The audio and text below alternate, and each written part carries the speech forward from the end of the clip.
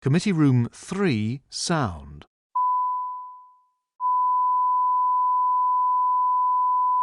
Committee Room 3, sound.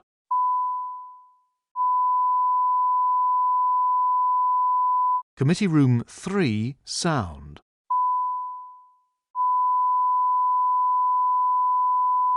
Committee Room 3, sound.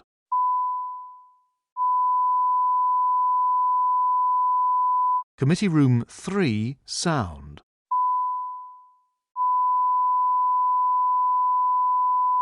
Committee Room 3, sound.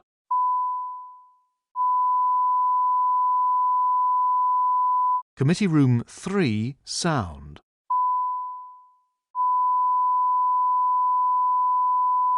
Committee Room 3, sound.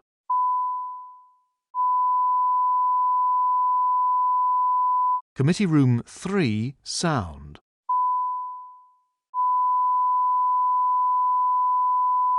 Committee Room 3, Science and Technology Committee, the Wilson Room, Wednesday the 17th of March, 2021.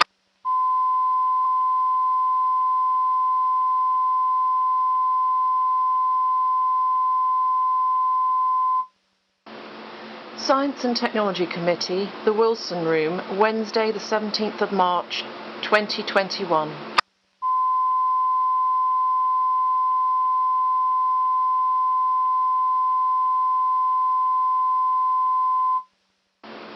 Science and Technology Committee, the Wilson Room, Wednesday the 17th of March, 2021.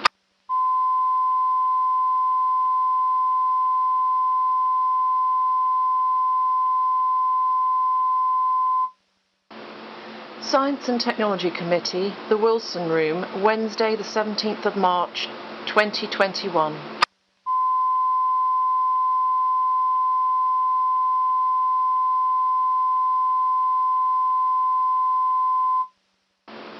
Science and Technology Committee, the Wilson Room, Wednesday the 17th of March, 2021.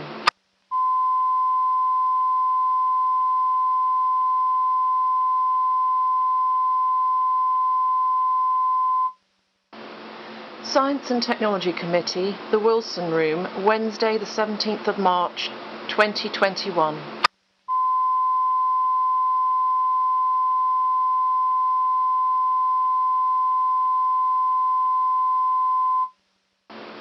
Science and Technology Committee, the Wilson Room, Wednesday the 17th of March, 2021.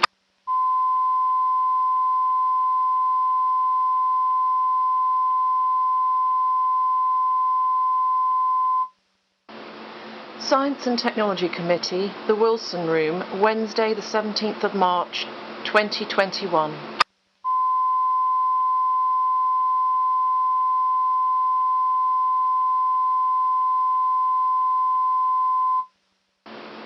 Science and Technology Committee, the Wilson Room, Wednesday the 17th of March, 2021.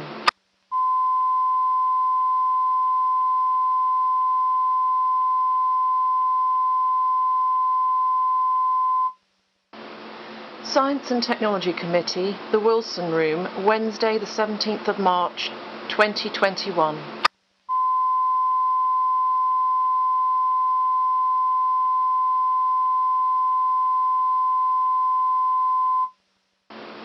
Science and Technology Committee, the Wilson Room, Wednesday the 17th of March, 2021.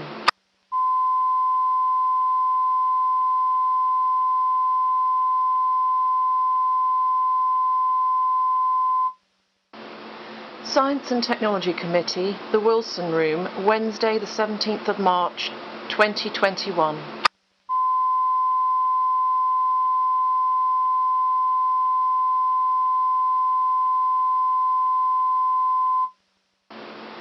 Science and Technology Committee, the Wilson Room, Wednesday the 17th of March, 2021.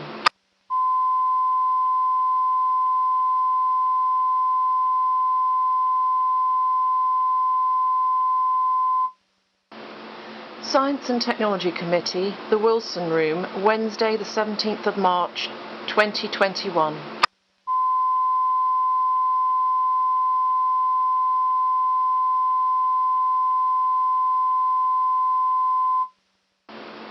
Science and Technology Committee, the Wilson Room, Wednesday the 17th of March, 2021.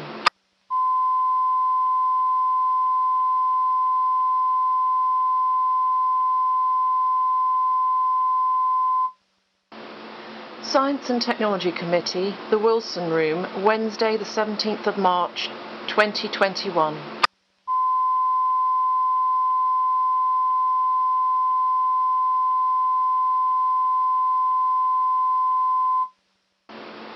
Science and Technology Committee, the Wilson Room, Wednesday the 17th of March, 2021.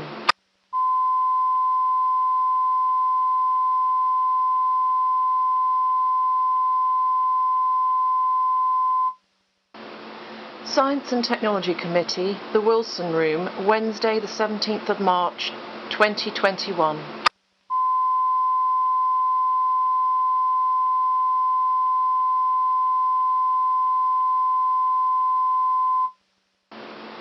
Science and Technology Committee, the Wilson Room, Wednesday the 17th of March, 2021.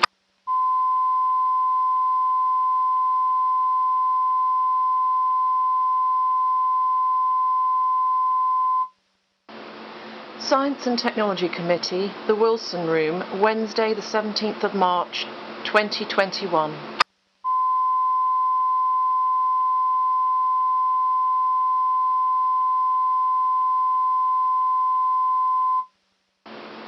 Science and Technology Committee, the Wilson Room, Wednesday the 17th of March, 2021.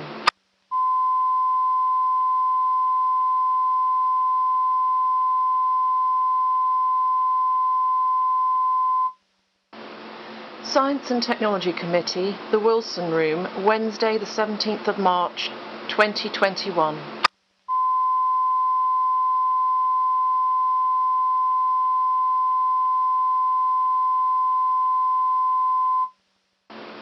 Science and Technology Committee, the Wilson Room, Wednesday the 17th of March, 2021.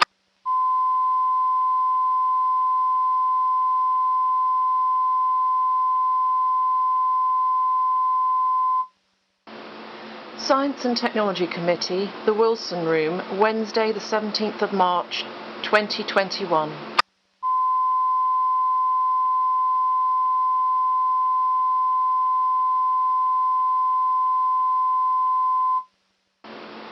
Science and Technology Committee, the Wilson Room, Wednesday the 17th of March, 2021.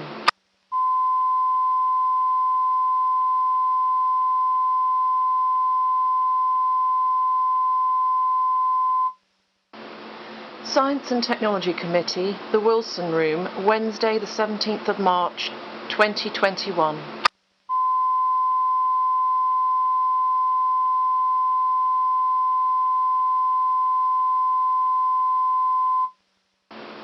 Science and Technology Committee, the Wilson Room, Wednesday the 17th of March, 2021.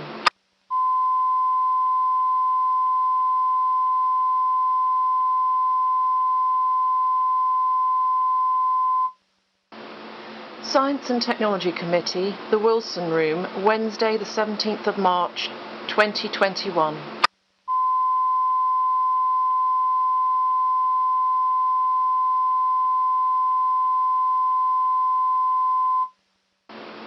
Science and Technology Committee, the Wilson Room, Wednesday the 17th of March, 2021.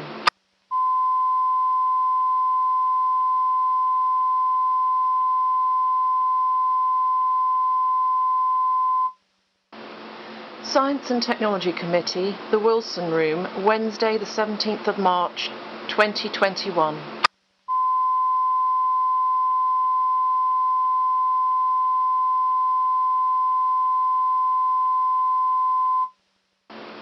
Science and Technology Committee, the Wilson Room, Wednesday the 17th of March, 2021.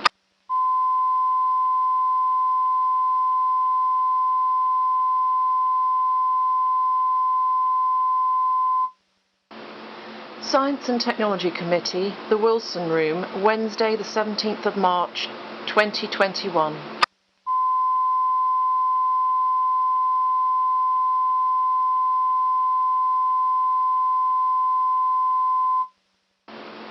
Science and Technology Committee, the Wilson Room, Wednesday the 17th of March, 2021.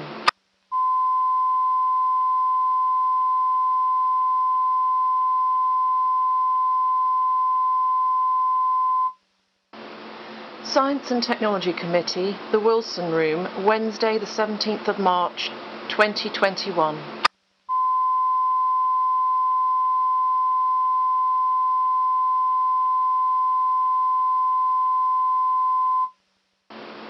Science and Technology Committee, the Wilson Room, Wednesday the 17th of March, 2021.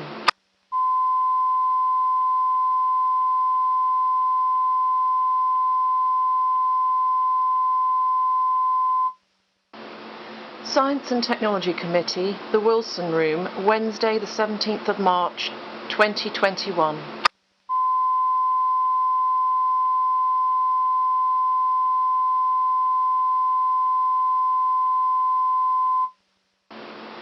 Science and Technology Committee, the Wilson Room, Wednesday the 17th of March, 2021.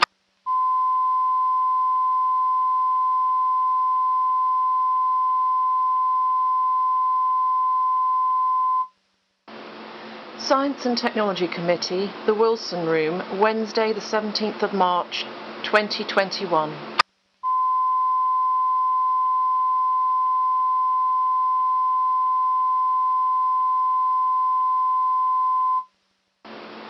Science and Technology Committee, the Wilson Room, Wednesday the 17th of March, 2021.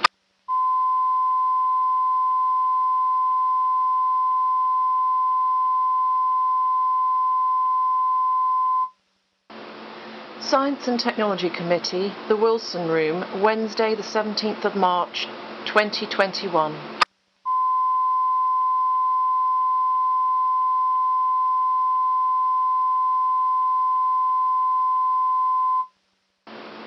Science and Technology Committee, the Wilson Room, Wednesday the 17th of March, 2021.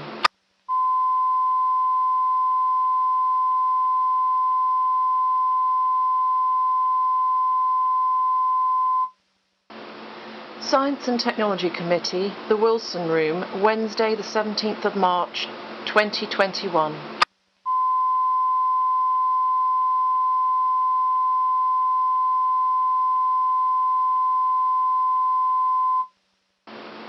Science and Technology Committee, the Wilson Room, Wednesday the 17th of March, 2021.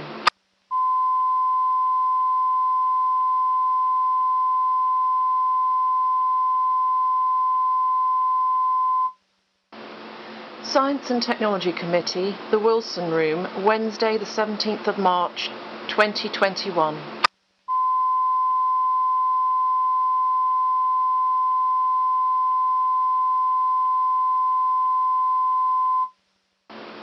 Science and Technology Committee, the Wilson Room, Wednesday the 17th of March, 2021.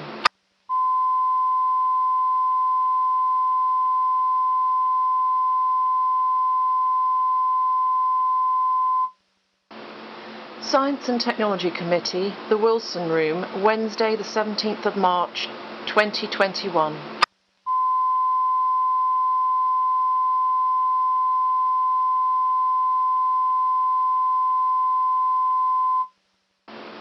Science and Technology Committee, the Wilson Room, Wednesday the 17th of March, 2021.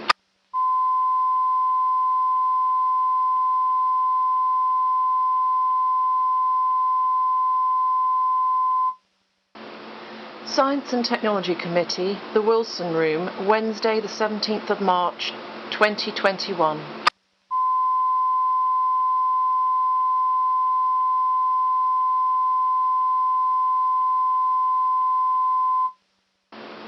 Science and Technology Committee, the Wilson Room, Wednesday the 17th of March, 2021.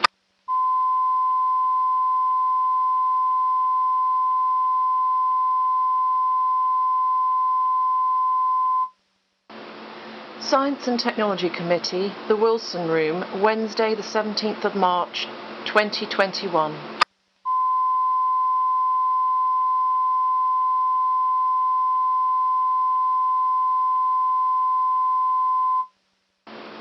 Science and Technology Committee, the Wilson Room, Wednesday the 17th of March, 2021.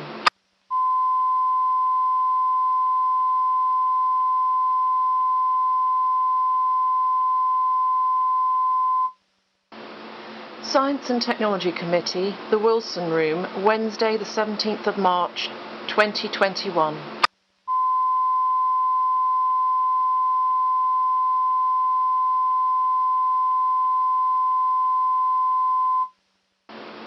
Science and Technology Committee, the Wilson Room, Wednesday the 17th of March, 2021.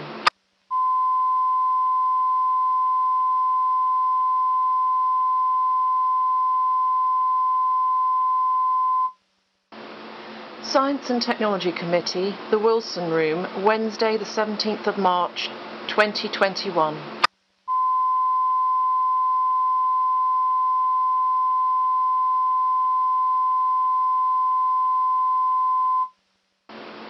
Science and Technology Committee, the Wilson Room, Wednesday the 17th of March, 2021.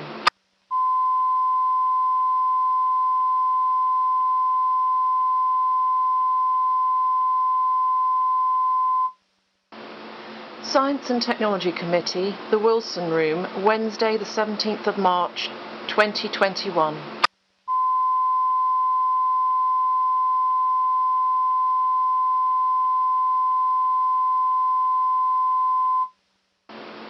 Science and Technology Committee, the Wilson Room, Wednesday the 17th of March, 2021.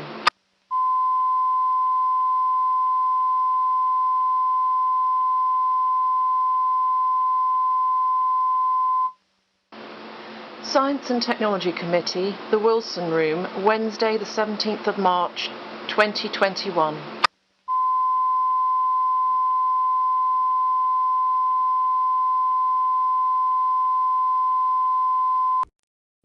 Order, order. The committee is now in session.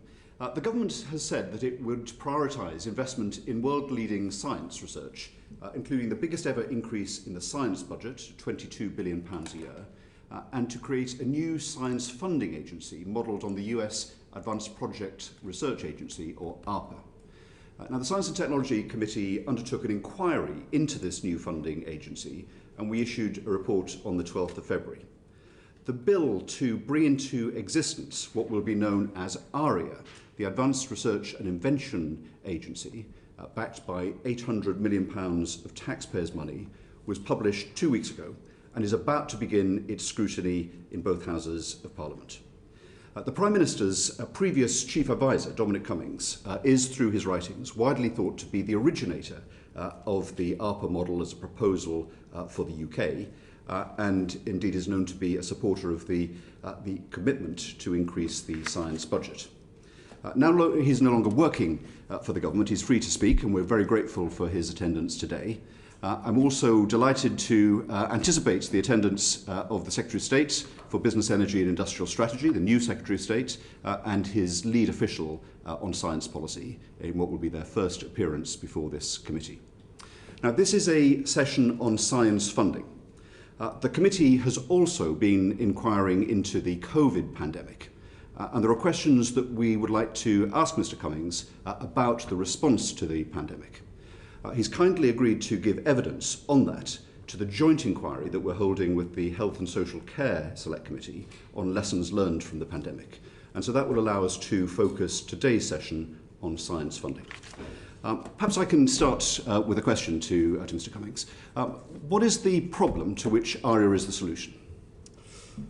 So I think there's a few overall problems. First of all, almost all science funders globally operate in the same way. They have pretty much the same metrics, like papers. They have pretty much the same kind of horrific bureaucracy.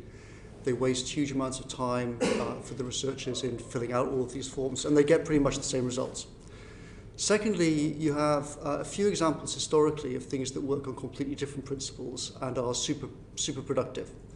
But these sort of entities, whether it's like the Manhattan Project, like the old LMB, like ARPA in the 60s, Bletchley, these sort of things they tend to be destroyed by bureaucracies pretty quickly over time, and the people who run them tend to be driven away. It's turned out to be extremely hard for normal government systems to learn from the most productive enterprises. You also have a situation in which issues around science and technology are increasingly important to government. We've obviously just seen that in 2020 with COVID. And you also have this huge wall of money from people like from China and from America coming into it. So you have all of these different pressures on the system, and you have a Whitehall which is not being configured to think rationally about how to do science and technology policy. Britain can't solve all these problems by itself, and an agency can't. So I think, obviously, there's a whole bunch of things that have to change in the overall system. What ARIA can do, though, is to be decisively different from all other funding entities. So I've got a chart done by a brilliant scientist who wrote the textbook on quantum computers, a guy called Michael Nielsen. Hopefully you can see this. I'll put it on my blog if it doesn't show up very well. But we'll put it on the committee's website as well. This is basically where all funders globally are. They're in this little bubble here. But this is the actual design space for how you could do science and technology. And the purpose of ARIA ought to be to sample in this broader design space, to do things differently, to learn from the things that have been super productive in the past. And that essentially means, in very simple terms, it means extreme freedom. That's one of the great lessons of the things that have been most successful historically. That's what produced the internet and the personal computing revolution.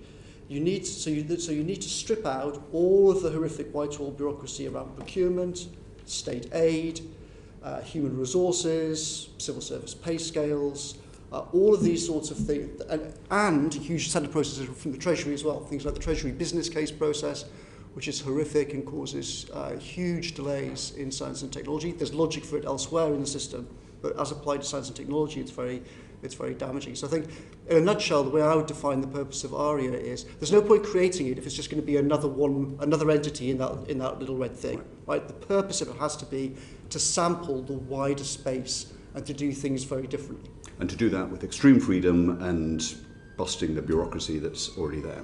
Yes. We'll come and ask some more detailed questions about each part of that, and my colleagues have got some follow-up questions.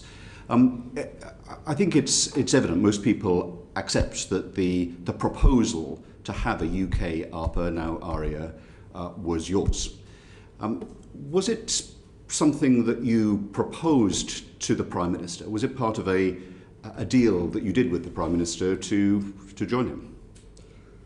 So I wouldn't say it's my idea. I mean, all I'm doing was suggesting what a lot of the best scientists and technology people in the world have been suggesting for decades, actually, that Britain should learn from some of these examples, including the 60s ARPA. So I wouldn't, in any way, this is not my idea. Essentially what happened in terms of what you're talking about is the Prime Minister came to speak to me the Sunday before he became Prime Minister and said, would I come into Downing Street to try and help sort out the huge Brexit nightmare. I said, yes, if, first of all, you're deadly serious about actually getting Brexit done and avoiding a second referendum. Secondly, double the science budget. Third, create some ARPA-like entity. And fourth, support me in trying to change how Whitehall works and the Cabinet Office work, because it's a disaster zone. And he said, deal. Where did you say deal? Where were you when that was concluded? In my living room the Sunday before he became Prime Minister. Just you and him, or were there others there? Just him, just me and him. Okay. And now that you're not there, are you confident that the government will stick to the four elements of that? One has clearly been done already.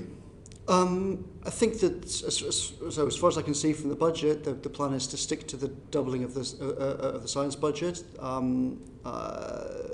though there are some issues around that. I think that the fact that they brought in the bill shows that the government remains committed to doing it. I think the problem is much less likely to be, does the government decide not to bother trying to do an ARPA? The problem is this deeper problem that it's just, there's a reason why it's, on the one hand you think, okay, you've got this model from the 1960s. It's so incredibly fruitful that a few $100 million generates tens of trillions of dollars in value with the internet and the personal computer revolution and all the other things that were spun off out of Park. Obviously, human civilization will learn from that and try and do the same thing, right?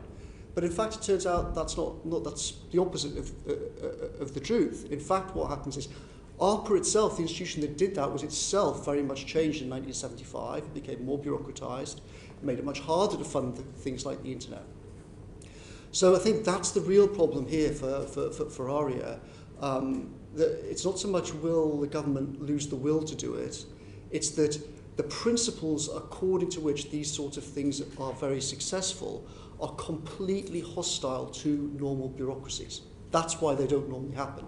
And therefore I think the bigger danger is that it sort of half happens, that they create something but it's basically no different. And if MPs were going to choose to do that, then it would actually be better, in my opinion, not to bother doing it at all. The only point of doing it is to make it decisively different from what already exists. Otherwise, you're just adding to the chaos.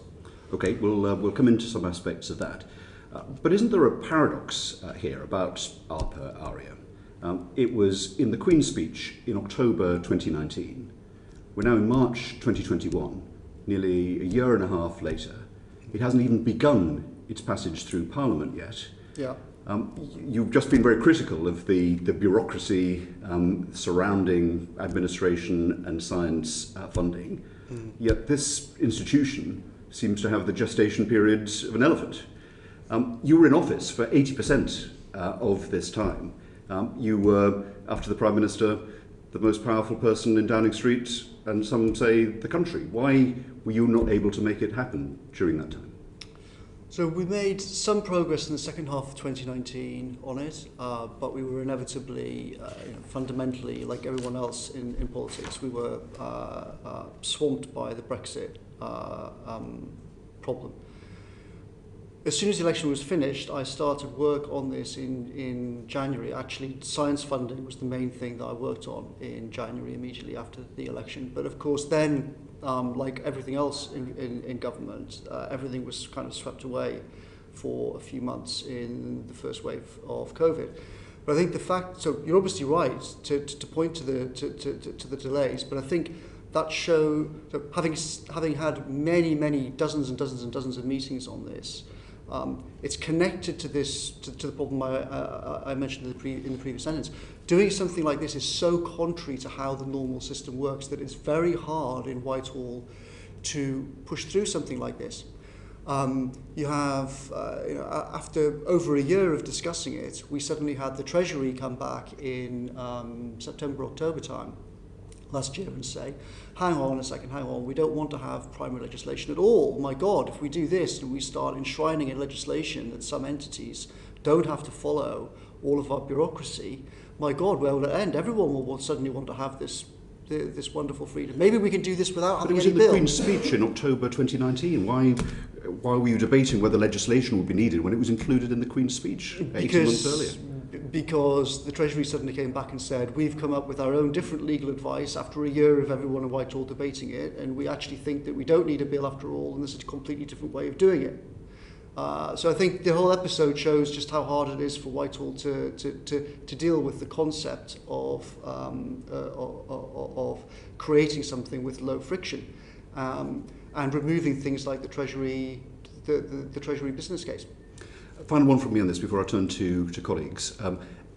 In our report, we said that £800 million for a new science funding institution is obviously very welcome, as long as that is not taken from raiding very important existing science budgets and projects.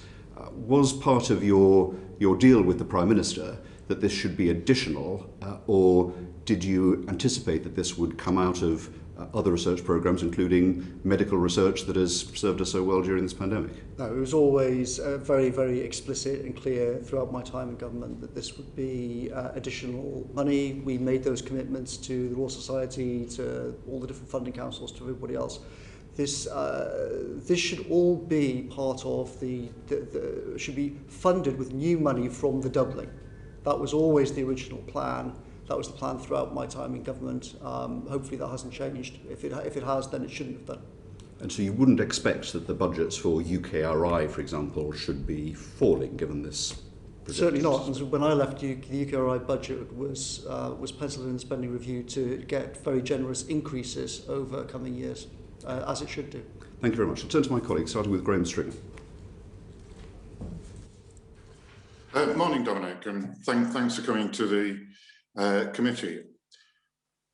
Are you pleased with the detail in the bill that will set up this organisation?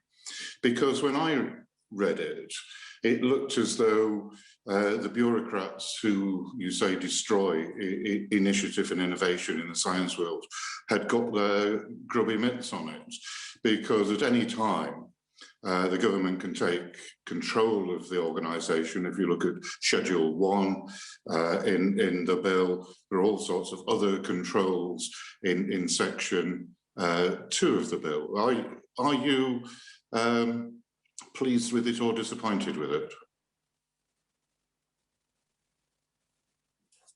There are too many restrictions. Certainly in my model of it, you wouldn't have ministers anywhere near making decisions about how it spends money. I think that would be a disaster.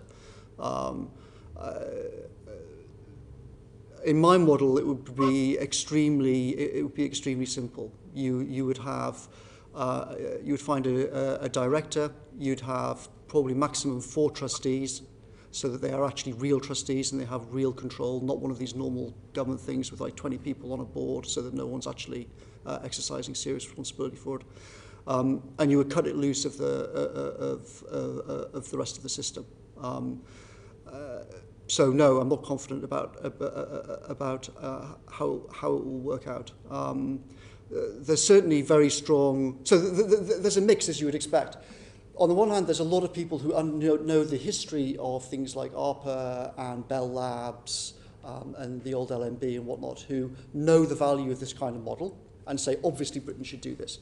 And there are a lot of brilliant officials who think it's a wonderful idea and they've worked extremely hard to do it. But it's also crucial to remember that the basic principle of extreme freedom is completely hostile, is completely the opposite of how all normal science funding works and how all normal Whitehall works. So I think UMPs have to be extremely vigilant. In particular, I think vigilant about. I think there's a tendency to think of the science funding system like there's people running the system, but that's not the reality. The reality is the system runs the people. There's huge veto points everywhere. So everyone can block things, everyone can stop good things happening, but almost nobody can actually get anything done. And this chain of bureaucracy runs all the way down from the people at the bottom of the hierarchy in things like EPSRC making decisions about pure maths, through the hierarchy of the EPSRC, through UKRI, through BEIS, and then up to the Treasury. So you have these chains of business cases and emails running up and down this hierarchy for month after month after month, driving everybody completely insane. But if you say, well, let's just completely get rid of that, it makes no sense. Then some parts of the system say brilliant, and other parts of the system say, oh my God, we can't possibly do that. Right. It seems to me that as the draft bill is at the moment, there is less freedom for scientific innovation and new ideas than you would get in a university department, and there is more control. There is no overall mission statement. One of the strengths of DARPA, when it was set up, was that there was an overall mission statement, which was to make the United States of America a safer place. Do you think it's a mistake not to have an overall mission statement? And just incidentally, in terms of the detailed objectives in sort of 26A, B and C in the bill, it says look at the economy, innovation, improving quality of life, but there's nothing about defence there. Is that a mistake? So I think, as you say, if you look at the original mission statement for the old ARPA in 1958, it was to prevent strategic surprise in science and technology. Not the exact words, but something like to prevent strategic surprise in science and technology for the United States. My version of it for here would be, as I said, to accelerate scientific discovery far beyond what's currently normal, and to seek strategic advantage in some fields of science and technology for the United Kingdom. That's how I would define it. And I would keep it broad and vague like that. I would also point out that if you talk to the old-timers who are actually involved with ARPA and saw the transition to DARPA in 1975, they think that that was a retrograde step. And in fact, DARPA, after 75, had to come up with all kinds of bureaucratic wheezes in order to try and fund things like the internet in the future. So I wouldn't give it a specific defence focus. I certainly wouldn't try and import a bunch of buzzwords like AI and quantum and net zero and things like that. I just think it doesn't add anything.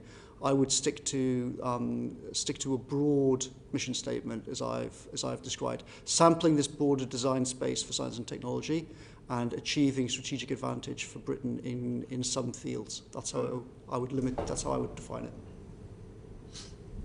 My final question: I don't know if you're familiar with the Howard Hughes Research Centre just outside Washington DC, which has some of the best scientists in the world looking at the brain and how it functions, trying to make breakthroughs. It seems to me, and I'd be interested in your comments, that you are promoting something more like that Howard Hughes Centre on the brain, rather than a UK DARPA.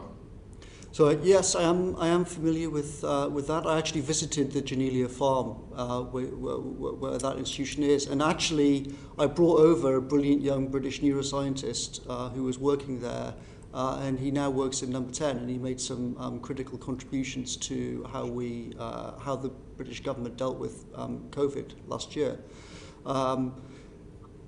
I don't think that what I'm proposing is not to have something which is narrowly focused like that on one area. So I wouldn't just say aim at neuroscience or whatever. I would leave those sort of decisions to the institution. To ARIA itself. I would leave it as a very broad science and technology thing. Not least because, to begin with, the people that are running it, one of the crucial lessons for ARPA in the 60s and 70s was giving people space for problem finding. Not just sending them off saying solve this problem straight away. Problem finding is as important, sometimes more important than solving the problem.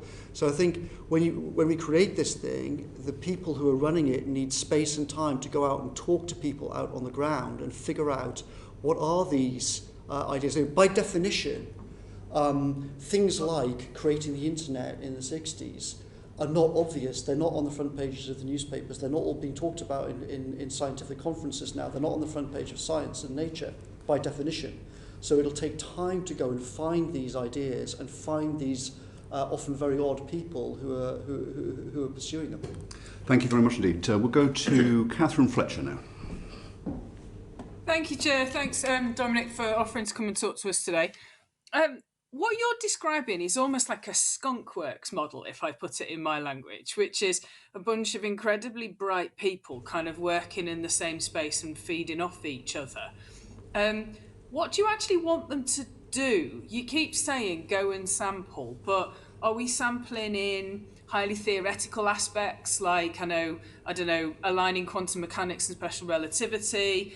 Are you sampling in achieving long-term goals like carbon attenuation, or are you just boiling the ocean with 800 million quid and hoping for the best? So I think it does definitely have some similarities with the famous skunk works in terms of the kind of the culture of the organisation, looking for very extreme talent and having a very extreme antipathy for bureaucracy are obviously two of the key elements of skunk works. But I think it's not. I've sort of deliberately avoided giving my views from. I don't think views from me on what sort of thing it should be looking at honestly have any real value. It should be going off to people really out on the far edges of the science world and talking to them about what's really valuable. If you look back at what happened in the early 60s, It was this guy, Licklider, who said, actually, computing could be done completely differently. I've got a vision for how we can have personal, interactive, dynamic computing with everyone universally networked worldwide. And he wrote a famous memo about the intergalactic communications network. Those things they're hidden. They're not. It's not for me to come out and start giving my theories about what they should be. You need to find people who can go off and talk to these people out there, and in particular searching for young people who now struggle to get funding. So I was going to come on to that. So I've been really personally struck by the amount of young, bright researchers that are frustrated with the bureaucracy, not least women who can't plan a family because their funding settlements only run for the next 12 months. But what I'm bothered about is the fallibility of human beings in this system. So if you've got like a tiny leadership team of a director and 4 trustees, you're effectively looking for like 5 Sir Patrick Valances or Hooks or Boyles or Newtons. How are you going to stop a small number of people getting the wool pulled over their eyes by the tinfoil hat brigade that come along and say, if you give me 100 million quid, I'm going to, stop aliens from being able to read our minds? How do you have in the leadership the technical understanding to not get the money spent badly?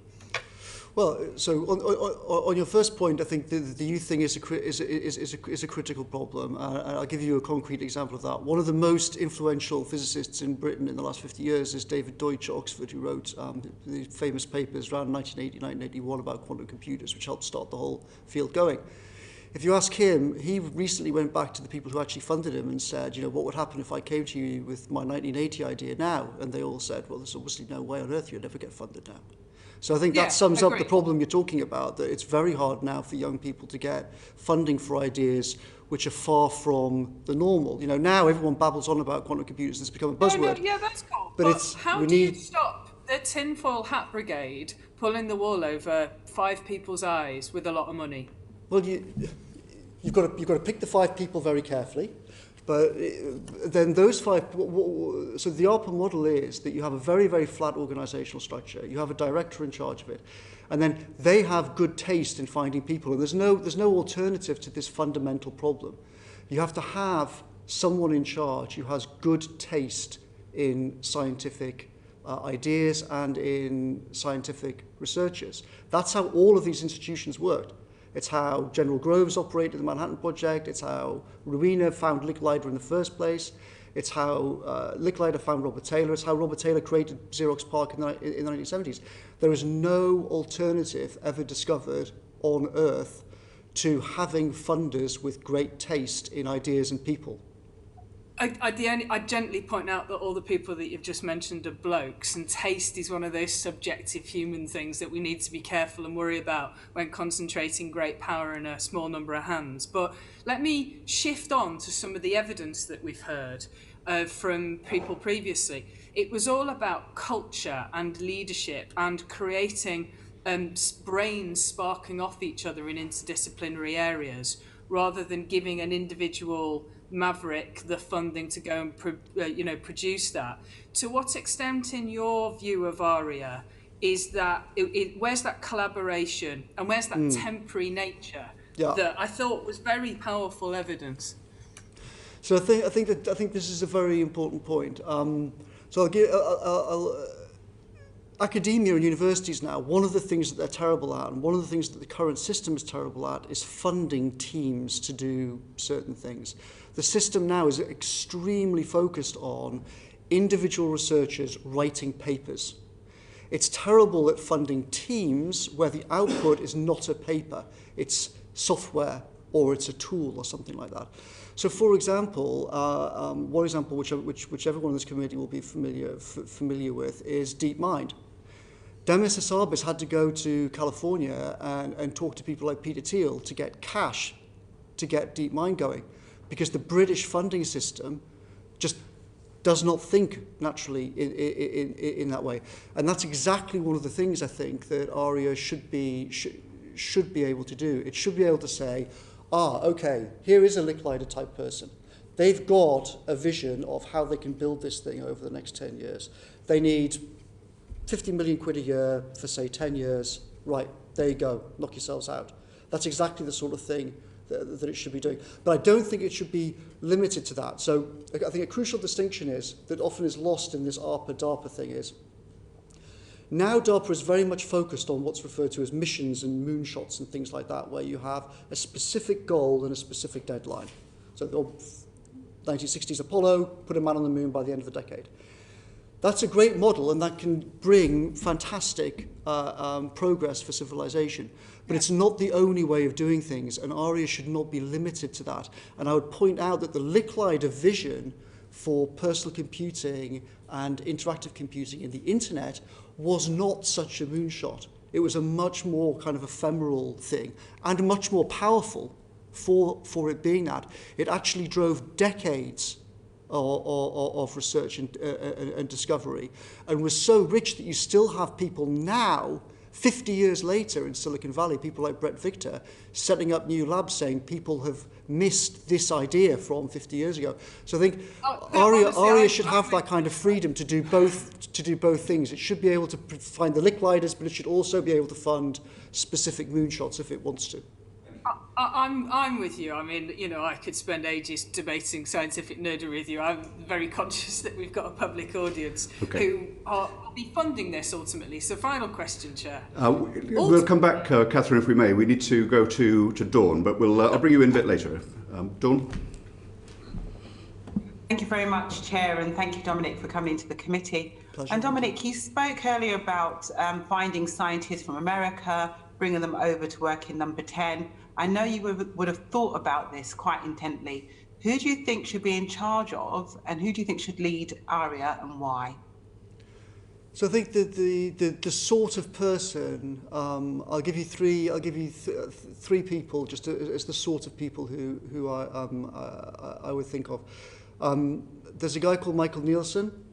He wrote the textbook on quantum computers. I think it's one of the top 10 cited physics books ever or something. But he's also spent the last 10 years really thinking, living in San Francisco, really thinking about how science itself works. He wrote a brilliant book called Reinventing Discovery. He would be a perfect person because he's actually done brilliant science, he knows these people, but he's also, unusually for scientists, actually studied the process and the history of funding and written a book about it. And he's seen this kind of intersection in the worlds of science, technology, venture capital, project management, etc., in Palo Alto and places. So someone like that, I think, would be a great example. Steve Su, the physicist, who's also worked in genomics and other things, and also from the startup world. Again, he's got a mix of different backgrounds.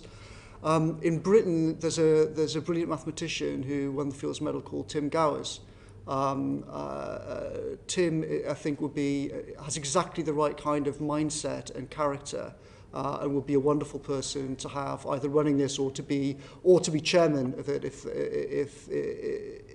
he wouldn't run it. There's a brilliant physicist called Chiara, who's one of David Deutsch's students. She's a classic example of a young female scientist who's struggling for funding now, but has brilliant ideas. Those are the sort of people that need to be involved in this kind of entity, I would say. Thank you, Tom. Great, thank you. So obviously these are the people that you know, and you talked about having scientists on the edge, you know, the wild cards and the misfits, the people that you really like. So this is going to be your legacy, okay? How will you stay involved? Oh, I won't be involved. I'm not seeking to be involved. I wouldn't want to be involved. I shouldn't be involved. Why shouldn't you be involved? Well, the only way in which I could add any value to it would be if you picked the wrong people in the first place. I mean, if you pick the right people, then what could I possibly contribute to it? Great. So if you were offered a position, you wouldn't take it? No, I know that there are some rumours around about that sort of thing, and rumours that Number 10 has asked me to do it or whatever. But I don't know if they are thinking about that. But if it was suggested, I would certainly say no. Thank you. Do you consider eugenics to be a science, and do you think it needs more research?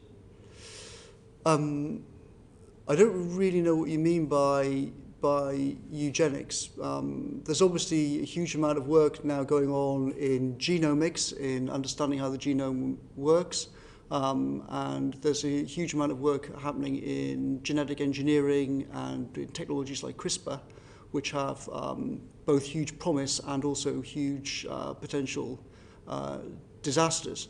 I certainly think that one of Britain's great scientific advantages is our leadership in this field, in genomics, genetic engineering, things like that. That advantage has proved extremely valuable in COVID, because I think we've been one of, if not possibly even the leading scientific country in sequencing different variants of COVID. So I strongly think that fundamental science research should be funded here. Thank you. Why isn't ARIA a division of UKRI? Did you not see that in your kind of brainchild idea when you was putting it all together, that it will be, even if it's a sub-arm, remote arm of UKRI? No, I think it definitely should not be part of UKRI, and Ottoline Laser, the director of UKRI, agrees with me. UKRI is a young organisation. It's done some excellent things, but it also suffers from this very extreme bureaucracy problem. I had to spend a lot of time last spring, for example, dealing with blockages in the funding system to therapeutics that were necessary for dealing with COVID, and there were lots of blockages in the system. Then it's one of the many reasons why we chose to do the vaccine program the way that we did. So I think if you're going to put it inside UKRI, then don't do it at all. It would be my advice. As I said before, the only justification for doing this is if you do it outside of the existing system and outside of the existing processes. If you're going to just put it inside UKRI, then all you're doing is adding to the bureaucracy, and everyone will be far better off just to give UKRI the money and not bother creating it. And I'd just stress that Ottoline, having been there, agrees with this. Okay, thank you. And my last question. So you said in January this was your main thing that you worked on, the science, ARIA. Is that the reason why you were given the £45,000 pay rise? No. So the media reports about me getting a pay rise after COVID are wrong. It is true that I interfered with the pay system regarding my own pay, but that was in summer 2019. When I arrived, I was put on the normal pay band for my position of 140-something thousand. I said that I didn't want that, and I only wanted to be paid what I was paid at vote leave. I figured that I should be paid the same for trying to sort out the Brexit mess as I've been paid for doing vote leave. So I asked for a pay cut, which is what happened in summer 2019. For some reason, this has appeared in the media as if I got a pay rise after COVID, but that didn't happen. When we were all rehired in the day after the election, then I moved back onto the normal pay grade for my position. Oh, that's interesting. Thank Thank you you for clearing that up. Thank you very much, Dominic. Aaron Bell. Thank you, Chair. Thank you, Dominic, for coming in today. I must say I agree with what you were saying with Graham earlier about the risk about bureaucracies. It strikes me a lot of the examples you gave about how this has worked well in the past, the Manhattan Project, DARPA itself, they stem from an existential sense of crisis, whether the Second World War or the Cold War. A couple of years ago, the government looked at the grand challenges of AI and data, ageing society, clean growth, future of mobility. Those are all challenges, but I don't think they ever felt a sense of existential crisis. And we've just been through an existential crisis, which has seen huge innovations, particularly with mRNA vaccines. Yeah. Without a crisis, will ARIA really work?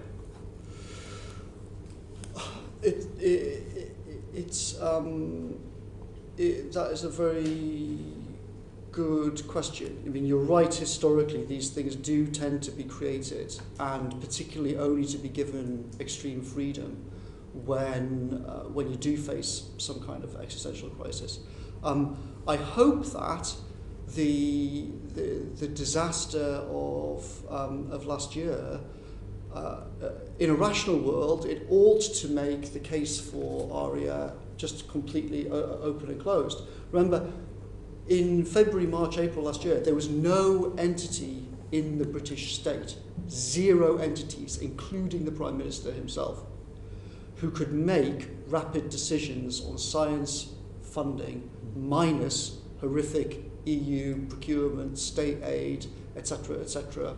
laws. No entity in the British state that could operate at scale and at pace.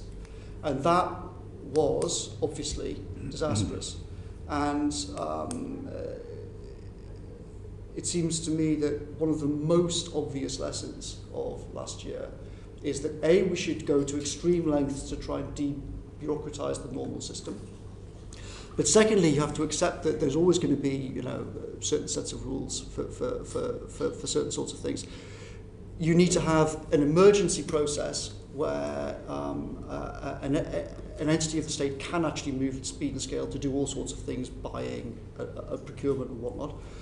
But I think it also makes the case for creating an institution like ARIA. I think the other thing, an obvious thing, so I've deliberately tried to not get into my own ideas for what sort of things it would fund, but it seems to be obvious that one of the things that should be funded now is a combination of mass distributed testing at home, mass distributed genetic sequencing, mRNA vaccines, and the supply chains to scale them up. If you look at a guy who's recently ran the US biosecurity program, so he's responsible for trying to deal with, is North Korea trying to develop smallpox and stuff like that. Sure. He said recently, there's actually a roadmap. If you talk to the top scientists in the world, people like George Church, there's a roadmap for how, over the next 5-10 years, you could actually build this infrastructure to deal with pandemics so that we don't have the kind of disaster that we saw last year. That's the sort of thing that I think should be the impetus for creating an entity like this. Does that not make a case for potentially making the Department of Health or the NHS itself the client for ARIA in the same way that the Department of Defence was for DARPA? No, I don't think so. I think that there is certainly a case for the Department for Health. I think all government departments both have to take science and technology far more seriously than they have done so far, and have better funding for it in their normal provision. And they should also all have a small little pot of maybe 5% of the budget that goes to funding people who are thinking very long term and are on the edge. So I think that there's an argument for lots of for Department for Health, for example, having an entity that could do that. Obviously, last year, we saw the Department for Health had just absolute total disaster in terms of buying, how it buys, how it procures, how it deals with science and technology. It's why we had to take the vaccine process out of the Department for Health. Yeah. But I don't think that means. I don't think that leads you to the conclusion that you make the Department for Health the client for ARIA. I think ARIA should be broadly defined. It should be able to look at challenges and problems across the whole domain of science and technology. So you've made clear the leadership is vital to ARIA. If we get the wrong leadership, is your expectation that it will just end up becoming another arm of what we've got at the moment? And you've said that's undesirable, you might as well not do it at all. Yes, I think that the strongest argument really against this whole concept is it was interesting when I was talking to some of the old timers who are actually part of the original thing, so who were funded by Lick Leiter and Robert Taylor themselves. And they said, these are people who've won Turing medals and God knows what. And they said, one of the weird things about this world is that it seems like great funders are much rarer than Nobel Prize winners and Turing medal winners. Yeah. And it certainly does seem that people like General Groves and George Muller, who did the Apollo program, and Bob Taylor, are very, very odd people. And I think that is the chief bottleneck in this kind of thing, and the most obvious way in which it will fail. If you just get some bog standard vice chancellor and put them in, then obviously it won't work. Can I just squeeze one more in my time on? You wanted weirdos and misfits with odd skills into the civil service. Clearly, ARIA is designed to encourage those people in the science sphere. without going into what happened with the civil service, do you think if ARIA works, there will be lessons to read across from it to other aspects of the state, including Whitehall? Yes, unquestionably. Unquestionably, I think 2020 was a proof that if you don't have people who, with scientific and technical backgrounds, who understand how to think rationally and quantitatively about extreme uncertainty, then you can very easily have disastrous decisions. Bringing people who do have those skills into that decision-making process helps you avoid disasters.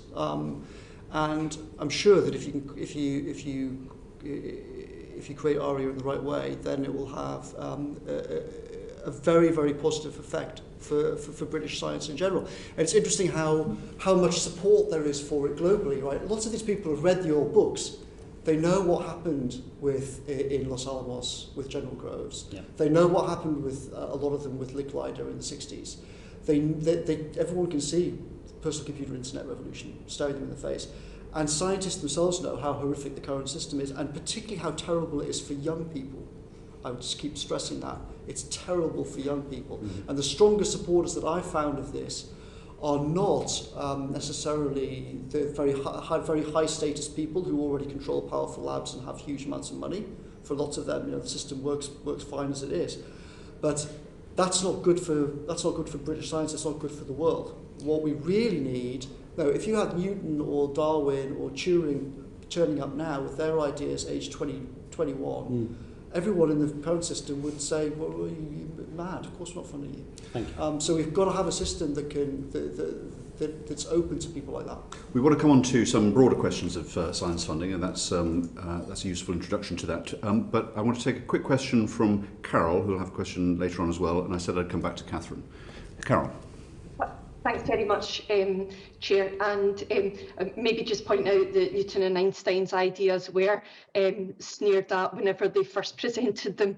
However, Dominic, you've talked this morning about the extreme freedom to go ahead and explore ideas. Now, the events of the last year and the pandemic have taught us that there must be checks and balances where public money is concerned, to ensure that cronyism is not the overriding decision maker. So how do we avoid extreme freedom leading to extreme cronyism when we're looking at funding? I slightly missed the very beginning of that, but I think your question is, does extreme freedom mean extreme cronyism? Is that right? Yes, in simple terms. How do we avoid, if we're talking about spending public money, how do we ensure that the extreme freedom doesn't mean it's been spent without checks and balances, and that it is going to those and such as those who have the connections? So I think that looks at the problems the wrong way around. So we've got a procurement system that was created by the EU framework and then gold-plated by Whitehall. I and others said repeatedly before 2020, this system is an expensive disaster zone, and when it hits a crisis, it will completely fall over. So that system hit a crisis and it completely fell over. But this is a system which is, the justification for it supposedly was, well, we've got all of these processes, and that means that everyone, yes, it might be a bit slow, but we can be sure that, it's all very proper and whatnot.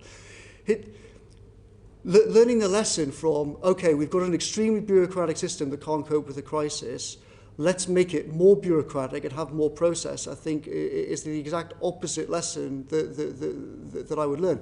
If you go back and look at the history, say, of Manhattan Project, one of the interesting things was that when Congress looked at all of the accounts for it afterwards, after the war, not only was everyone completely gobsmacked by how productive and what an amazing achievement it was, but they were also completely gobsmacked by the fact that General Groves basically ran around the country handing out something like 2% of US GDP, often with only a handshake, and with absolutely no lawyers involved, no processes at all. And Congress was astonished to see that not only how super productive that was, but also how completely free of cronyism and corruption and everything else. Now, what happened in the 60s was that the Pentagon kind of went in the opposite direction. They brought in these hugely laborious procurement processes, and that's what actually created this nightmare of corruption and cronyism in the whole US defense industry, from which it's extremely hard to escape. So again, if you look at the people who actually did these kind of... Can I interrupt you slightly? What, sorry? Can I bring you in a bit? When we're talking about the Manhattan Project, you're talking about a project that had a specific target. You're not talking about a body with a specific target, so it's quite a different entity that we're discussing today. Well, just briefly on that, and then I'll bring Carol in a bit later. So with respect, I don't think that's quite... So you're right, Manhattan Project did have a specific target of creating a nuclear device before Hitler. But exactly the same argument that I'm making applies to Licklider and ARPA in the early 60s. That did not have a specific... It was not a mission. It was not an Apollo-type mission. It was a one-sentence vision statement from Licklider about interactive personal computing and networking everybody globally. So that and Park and the old LMB at Cambridge that shows that you can have extremely low friction scientific funding, which is super productive and has no taint or has much less cronyism and much less corruption than normal bureaucratic systems. Current existing systems massively reward high status, well-connected people. Thank you. Let me go to Catherine Fletcher. I promised I'd come back on ARIA for your final question that was in your mind on that. I'm grateful, Chair. Apologies, colleagues. I shall be brief. I will happily wear a badge that says I am a bit of a scientific weirdo. And I broadly accept the idea that we need a skunk works policy to get the fruits of the British genius and what we can come out with. But what that will imply is a failure rate. Yes. So could you give the British public an idea of what a good success rate looks like if this new ARIA body funds 100 projects? Sure. So I think you're completely right. Everybody who's been involved in these sorts of things at a very high level has said to me, essentially, if it isn't failing, then it's failing. It has to fail. And quite a large percentage of what it does should fail, shouldn't work. If that's not the case, then it isn't taking enough risks and it's not actually properly sampling from the design space that it should be sampling from. The Alan Kay, who's one of the old-timers, still alive in his 80s, who's written about the original ARPA and Park and created a lot of the technologies which now your phones and whatnot all use. His analogy is it's baseball. If you're batting 300, then that's fantastic. And that's the sort of approach. Unfortunately, the British public is probably not as familiar with baseball as it should be. So just give us an out of 100. We can do cricket. Well, if you applied that to 100 projects and you took the Alan Kay thing, then you'd say maybe a third of them are working out brilliantly and 2/3 of them aren't. But I think probably it's more extreme than that, right? If you look at venture capital now, which is actually an easier business than the business of what Licklider was doing or what General Groves was doing with Oppenheimer, almost all of their returns come from a tiny number of successes. Even the very best venture capital companies, half of what they do totally fails. A lot of what they do largely fails. And almost all their returns come from a tiny number of successes. And I think that's the sort of approach which ARIA needs to take. That's the whole point of having an institution like this. The crucial thing there is you learn from what's failing. Is the institution set up so you learn? What you're almost saying is a success metric is the percentage of failures. Certainly, it's one of them. Yes, that's what the people who've actually been part of a successful thing like this say to me. Thank you very much, Catherine. We're going to move on to science funding more generally, but just on the ambitions that you've set out and that you have for ARIA. Is £800 million, which is a lot of money in the scheme of things, but is that adequate to the scale of ambition and purpose that you have in mind for this organisation? I I think it's not, but I think to begin with it's fine because this thing will take time to scale up. You know, it's a down payment, is it, rather than the final second? Yeah, I mean, if you look at the US DARPA, it's $3 billion a year. I think that if you're thinking about this over a kind of 10-year period, the way I would look at it is you kind of scale it up with a few hundred million, you watch what happens, and you have in the back of your mind the idea that it could get to the 3 to 5 billion a year type size in the future. But with one big caveat, it enormously depends whether or not you're going to use this organization to try to do some specific missions, right? So, for example, if you took the example I gave earlier on, how do you stop something like COVID happening again? And you say, right, there is a set of challenges on a 5 to 10-year time scale around testing, sequencing, mRNA, vaccines, etc. You could easily sink. I think the current budget that some people are talking about in the States for that sort of thing is, say, 20 billion quid over 10 years. So it enormously depends whether or not you're going to give it some things like that. Are you, for example, going to ask it to look at some specific things around net zero, direct air carbon capture, things like that? Exactly. If you're saying, right, here's a pot of money, your job is to find people like Glider, people like Darwin, people like Turing in their early 20s with ideas that could change civilization completely, then you don't need a huge multi-billion pound budget for that. Quite the opposite. And I just stressed, the original funding that created the internet and personal computing was only a few $100 million over 15 years.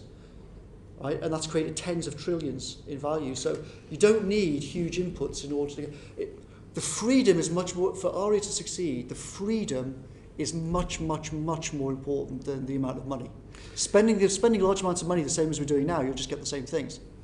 In terms of the critique you've given of the UK funding system with all of its bureaucracy and frustrations, is it a reasonable charge that you haven't been ambitious enough? You've concentrated on this ARPA, which is going to be a tiny proportion of the total, rather than using your time in office to get to grips with the main problem, which is we hope, £22 billion of funding that you've just described goes through a system that is totally unfit for purpose.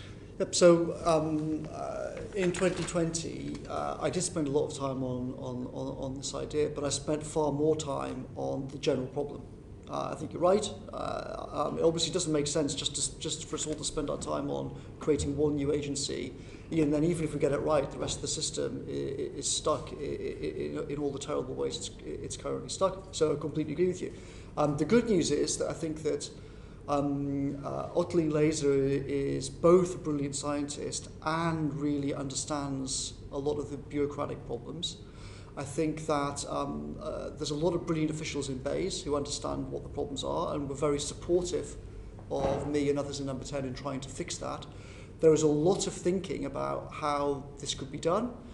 If I were you, I would definitely encourage this committee to say that Ottoline and Kwasi should be reporting regularly on the debureaucratization of the overall system.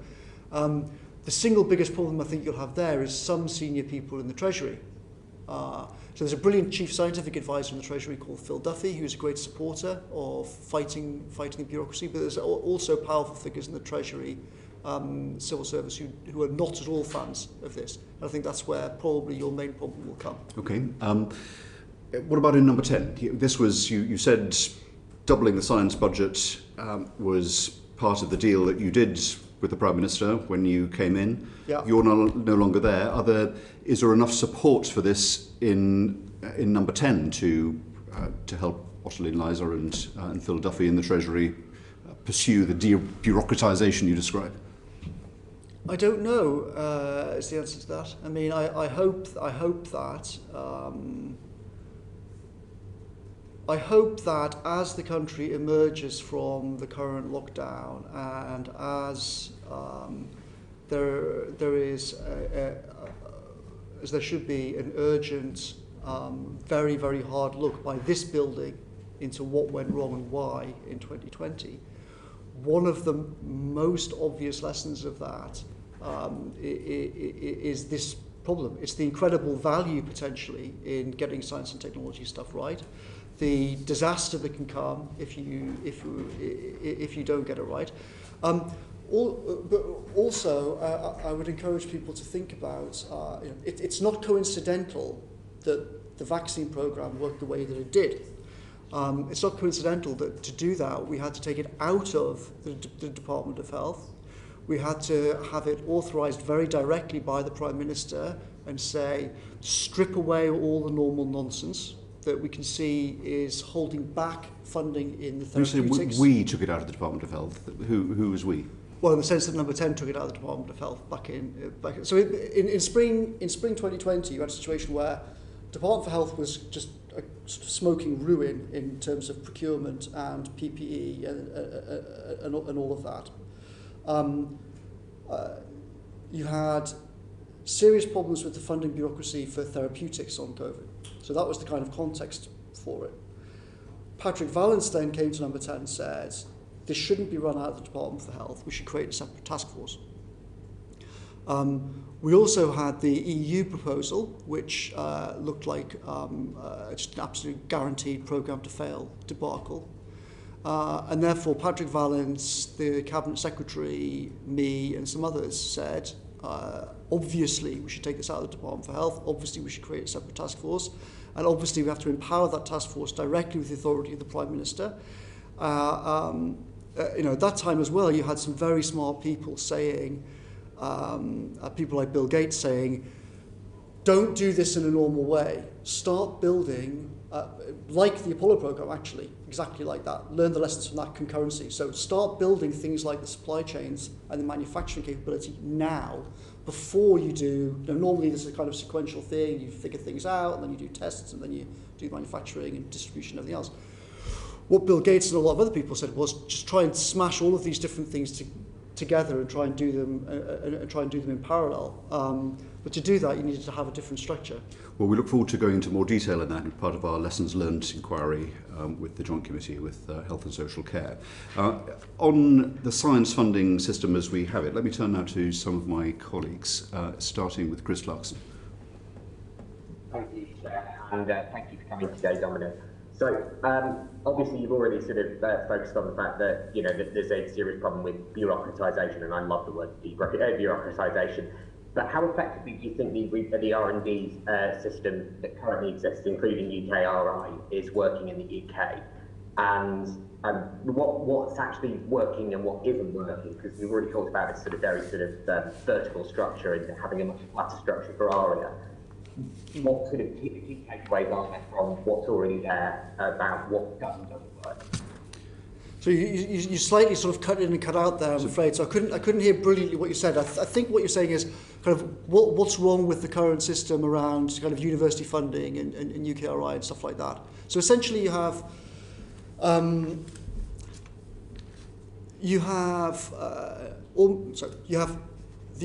the output that everyone is looking for is pretty much identical, which is metrics like, is this going to be a paper, and is it going to be a paper in a high status journal like Science and Nature? The decisions are all basically made by peer review committees. And this forces decisions very, very much to conservative, cautious, incremental ideas. It's why I said earlier on that David Deutsch, one of our great physicist pioneers of the last 50 years, says he could not get funding now for his ideas from 1980 in the current system. And the people who approved this funding then say that there's no way that they will be able to do it now. So you have everyone's looking at these same metrics. You can't have software as an output. You can't have a tool like Arxiv as an output. You have the same kind of peer review committees looking at everything, and all of the different entities that you go to basically operate in exactly the same way. There's no one that you can go to and say, look, what I'm doing doesn't fit into that, into a standard metric. I'll give you an extreme example that I actually spent time trying to solve. Right, so an extreme example of the kind of problem that you have, where it just doesn't make any sense, is that in pure maths, when I arrived in summer 2019, you're applying for pure maths, you had to fill out a thing called an impact assessment. Now, for anybody involved with pure maths, you'd know that this is just completely and utterly nonsensical. Like asking Turing to fill out an impact assessment in 1936 on his paper, it's just completely impossible. But in fact, the impact is, you create digital computers and you have Enigma and it's involved with beating the Nazis and everything else. But these sort of things are completely unpredictable in advance. It doesn't make sense to try and get these people to write these ludicrous forms. Now, it took me literally 18 months just to change that. And twice we were all told that it had been changed, and twice it somehow crept back into the system. Even after it's somehow deleted from the system, it then creeps back into the system. So dotted all the way through are these kind of completely crazy things that it's extremely difficult for the system itself to try and fix. And that pushes everything towards incremental improvements, extreme conservatism, give money to a lot of high-status men who already control powerful organizations. Don't give it to young people with new ideas. That I think is the heart of of much of the current problems. Chris? So would it be fair to say the issue is that there's far too much process and not enough emphasis on outcome? Exactly. Everyone is emailing each other about these absurd processes for literally month after month after month after month after month. And no one has the authority to say stop. So, just taking that to its logical extreme, would you say that basically we need a complete restart of the R&D process, an entirely new model, or is it a case that ARIA will sit alongside what's already there and possibly drive best practice? I wouldn't say that you've got to just sort of completely tear up the existing system and start again. But what you do have to do is you have to have, if you're going to change this, you have to have senior people tasked with the authority to say, we are going to wage war on process. Because if you don't do that, then it just doesn't happen. And I spent a vast amount of my time last year. The media stories, I'm running around trying to have culture wars with the BBC and whatnot. In the real world, I was spending a huge amount of my time dealing with exactly this problem. But it's really important to understand that almost nobody, everyone has vetoes over everyone else in the system. Almost nobody has the power to say, just stop doing this insanity. So last year, for example, when the Treasury tried to have this business case process for how pure maths should be funded, the whole system spent literally 8 months sending emails to each other, driving everybody insane. And then finally, I got the Treasury officials and some other people in a room and said, what on earth is everyone doing? And the Treasury was sheepish and said, yeah, well, we've made a terrible mistake on this, we should drop it, we're embarrassed. It goes. But it takes months and months and months of meetings and whatnot to do that. And that's even when you're sitting in the Prime Minister's office saying the Prime Minister wants this to happen. It's still incredibly hard, actually, in a practical way, to remove bureaucracy from the system. So you'll only get it if people like Ottoline and Kwasi are tasked with that by the Prime Minister and by the Chancellor, and then the Chancellor says to senior Treasury officials, no, we are actually deadly serious about this. We're not having a repeat of 2020. In all sorts of ways, the system is going to change. So Thank you, Chris. Quickly off the back of that, obviously it's going to be a much smaller structure, which fine by me. But what safeguards do you envisage being built into that? Because at the moment, obviously, with layer and layer of bureaucracy, when these emails are pinging back and forth, somebody goes, that's a ridiculous idea, we're not doing that. If you've got somebody who has good taste in science, are they going to be the sole determinants of what goes ahead and what doesn't? Or is there going to be some sort of buffer built in there to say, actually, no, that is a good idea, or no, that's absolutely crackers? So again, I slightly struggled on Zoom to hear what you're saying, but I think the answer to what you're saying is that a critical part of this. So if you go back to how Licklider got his funding in ARPA and how Bob Taylor got the funding to do the internet, both of them involved basically wandering into the director's office, having a chat, and the director saying, that sounds like a cracking idea, go and do it. That's the famous conversation with Bob Taylor in 67 or whatever it was on the ARPANet. The critical thing, if you're going to do things differently, is that individuals have to be able to place bets, not committees. Okay. As soon as you have committees and a pursuit of consensus, then automatically it's basically impossible to fund these sort of things. Thank you very much, Chris. Is one way to deal with the bureaucracy, rather than it going through national organisations, to direct the money straight to universities for them to exercise at their discretion? It can be, and it's definitely been a strength of ARPA and DARPA that they don't have a kind of empire building themselves. They don't build their own labs, and I would strongly recommend that ARIA itself does not build its own labs. It funds other people to avoid the empire building problem. However, it's also the case that in all my laborious investigations last year on this subject around the cabinet table, that universities themselves are also an absolutely massive source of bureaucracy. And one of the things that, in my opinion, that should happen is that the government should be very aggressive with universities and say, we've got a lot of money to hand out, we're going to double the science budget, you've got to do your part. You've got to remove all the following nonsense from your maths department, from your physics department, from your engineering departments, if you want our cash. And create some really strong incentives on the universities, because at the moment the universities themselves add another layer to all of this process horror. Okay, thank you. I'm going to go to Carol Monaghan, but just in terms of the deal, doubling the science budget was part of the deal. Yeah. At the same time, the negotiation with the EU was going on, including our potential participation in the Horizon programme. Was it intended that the subscription to Horizon would be deducted from the science budget that was previously paid for as part of our EU subscription? So it was over the 18 months from July 19 onwards, there was incredibly complicated discussions about the whole Horizon thing. My basic view of it was that if you can do that, I suggested, and David Frost tried to do this, going to the EU and saying, listen, let's just take all the science stuff off the table, separate from the main negotiations. We can all agree that this would be better for European civilization and the world if we can do a separate deal on science. Brussels wouldn't do that. They insisted on keeping science as part of the whole overall thing. So it got enmeshed in the whole process with Barnier. My essential view was that we had a moral obligation, and the Prime Minister committed to this, that Brexit would not take away a single penny of any existing funding. Right. That was my very strong view.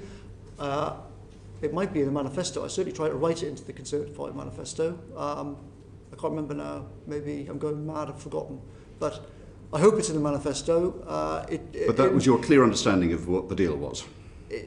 Without any question. Okay. I mean, the Prime Minister definitely said a few times that we should, that whatever happens in terms of the EU negotiations, British science will not lose a penny. It doesn't come out. We'll find the money to make that work, and that's obviously what should happen. Okay.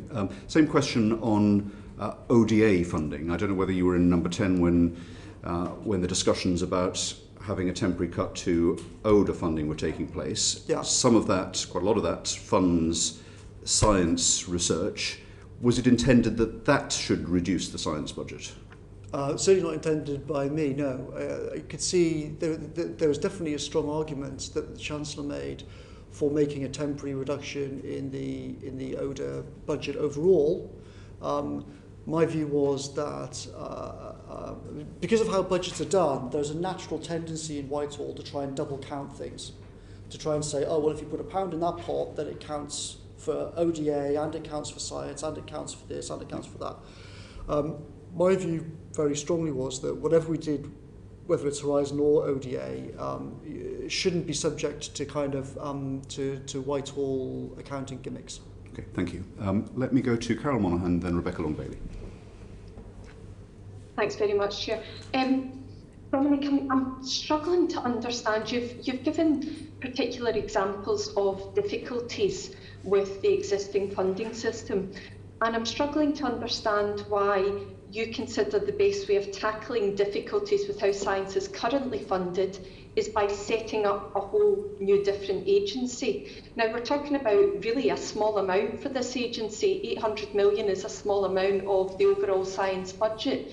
So surely we would be better actually dealing with the vast majority of science funding and how it's allocated within UKRI, rather than tinkering about with a small amount, probably less than 1% of what we have in order to set up a new agency. Could you maybe explain that?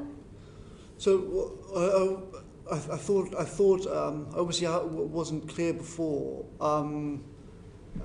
I don't think at all that all of the focus should go on creating a new agency. I don't think it's either or. I think that there ought to be. I made huge efforts. I made more efforts last year to try and deal with the overall system than I did with trying to create a new agency. But it's not either or. I think we certainly have to make huge efforts to improve the basic system.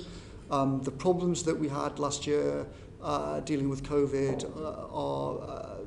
make the case extremely eloquently for why the overall general system must change. But you also can have a small niche entity which is free of all the existing rules and regulations as well. I don't think it's an either or. I think there is more than enough money to be able to do both.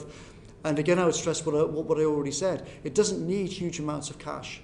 The computing research in ARPA in the 60s and 70s was a few $100 million in today's money. So it doesn't need a huge amount of money. It's the freedom for people to act in a low friction way, which is really the critical thing. Carol?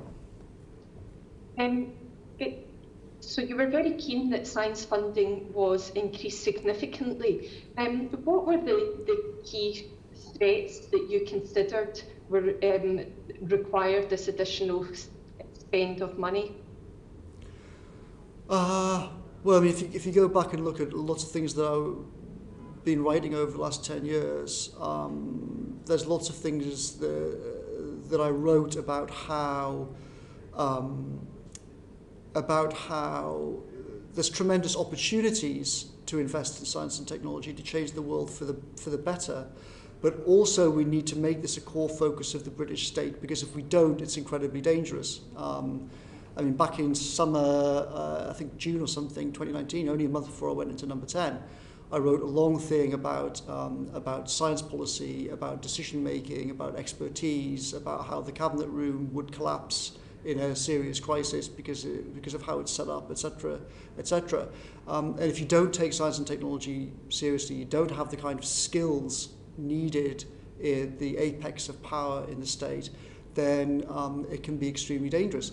And you've got these dangers multiplying all the time. You've got dangers on pandemics, you've got dangers on engineered pandemics, you've got problems of the last 70 years. We still today have nuclear weapons on launch on warning, which is a massive, massive nightmare. So all of these, both in the positive sense of the value you can create and in the kind of defensive sense of the disasters you can avoid, I've been arguing for 10 years that science and technology should be seen as a core part of what the Prime Minister's job is. And in fact, the very last meeting I ever had, the last discussion I had with the Prime Minister the day that I left Downing Street was actually on this subject. Was about how to change the bureaucratic structures inside number 10 in the Cabinet Office so that you make science and technology a core part, not just of the current Prime Minister's job, but all future Prime Ministers' jobs. And again, I think that, obviously I've been saying this for 10 years, I think that last year just makes it obvious. Karen? Thank you. I don't think any of us in this committee would disagree with the importance of science and technology. The government has a target of 2.4% of GDP. Is this realistic? I don't know if it, I don't know. I also don't think it's enough either. I think that as a country we should be aiming both for. So for me, the doubling was only was a first step. So I think doubling the science budget is a critical thing and a good thing. Improving how the general system works is alongside it is necessary so that money is not just wasted. In brackets, I'd point out, I think NIH doubled its budget in the States over the last 10, 20 years, but they didn't change how the money was spent, and therefore doubling it basically has had no impact. So changing it, changing how the money is spent is just more important than increasing the budget. But I think long term, We should be looking at more than the current plan. I think we should be looking at having much longer term budgets. The other big problem inside UKRI, and one of the big differences between UKRI at the moment and the normal science funding process at the moment, and a great entity like the 60s ARPA or Bell Labs, is their inability to plan long term, which is incredibly damaging for science. So I think 2.4%, they should be aiming at that. The government should be doing its part of that. The government should be spending proportionately at least as much as the countries around the world that are doing the most on this. So places like Korea, China, etc. Instead of languishing at the bottom of the G7 or G20 lists, we should be aspiring to be at the top of those lists. But I stress, how the money is spent is even more important than just increasing the amount of money. Thank you very much indeed. We'll now go to Rebecca Long-Bailey, but just to pick up on the point that you made to Carol about your last conversation with the Prime Minister was about moving the administration of science into the Cabinet Office. Presumably from Bayes, is that right? Yes. Conversations are two-way. Did the Prime Minister agree with that proposal? Yes, there was a note that I wrote with Patrick Vallance, which I actually gave to the PM in my very last conversation with him, and said, you should approve this. And he gave it back to the Private Secretary and said, approved. And so hopefully that is actually what's happening. So the Cabinet Secretary, Patrick Vallance, me, Ottoline, various people had a lot of discussions last year, obviously partly in a kind of learning lessons from COVID way, about how the centre of government thinks about science and technology, about this basic problem of how to coordinate across the whole system when you've got warring departments and multiple veto points and multiple bureaucracies kind of locked with each other and no one being able to break log jams. And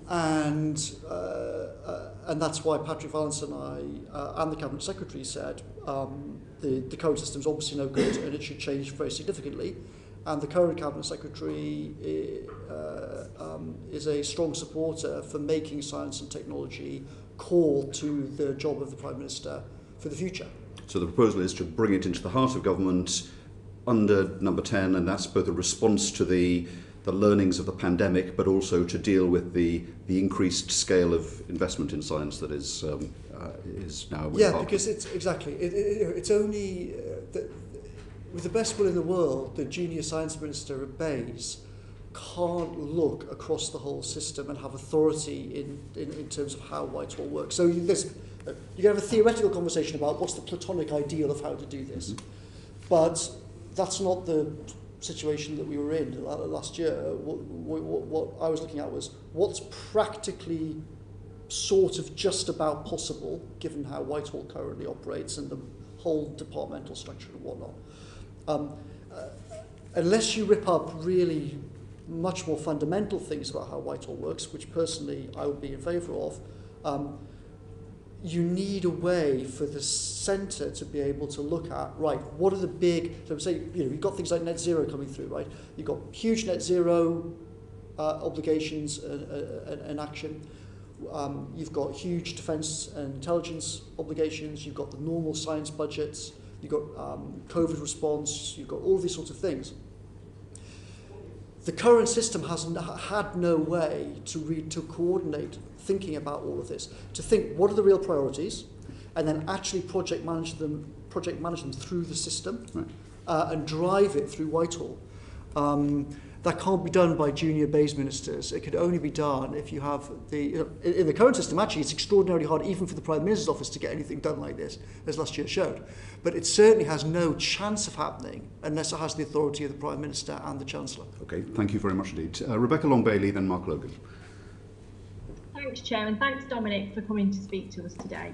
I think you've been very diplomatic on government funding so far, and the possibilities emanating from an ARPA-style body could be immense, but the initial £800 million for ARIA, which incidentally has been pushed back now till 2024-25, it wasn't a vast amount of money when you compare it to the nearly $3 billion the US spends on DARPA, as you've mentioned earlier. But on the budget, itself this year, there was no additional funding announced for ARIA in there, and further announcements on science funding were also scarce. Indeed, the Treasury hasn't made any funding available to support the UK's association to Horizon, which will need to be met from existing science budgets.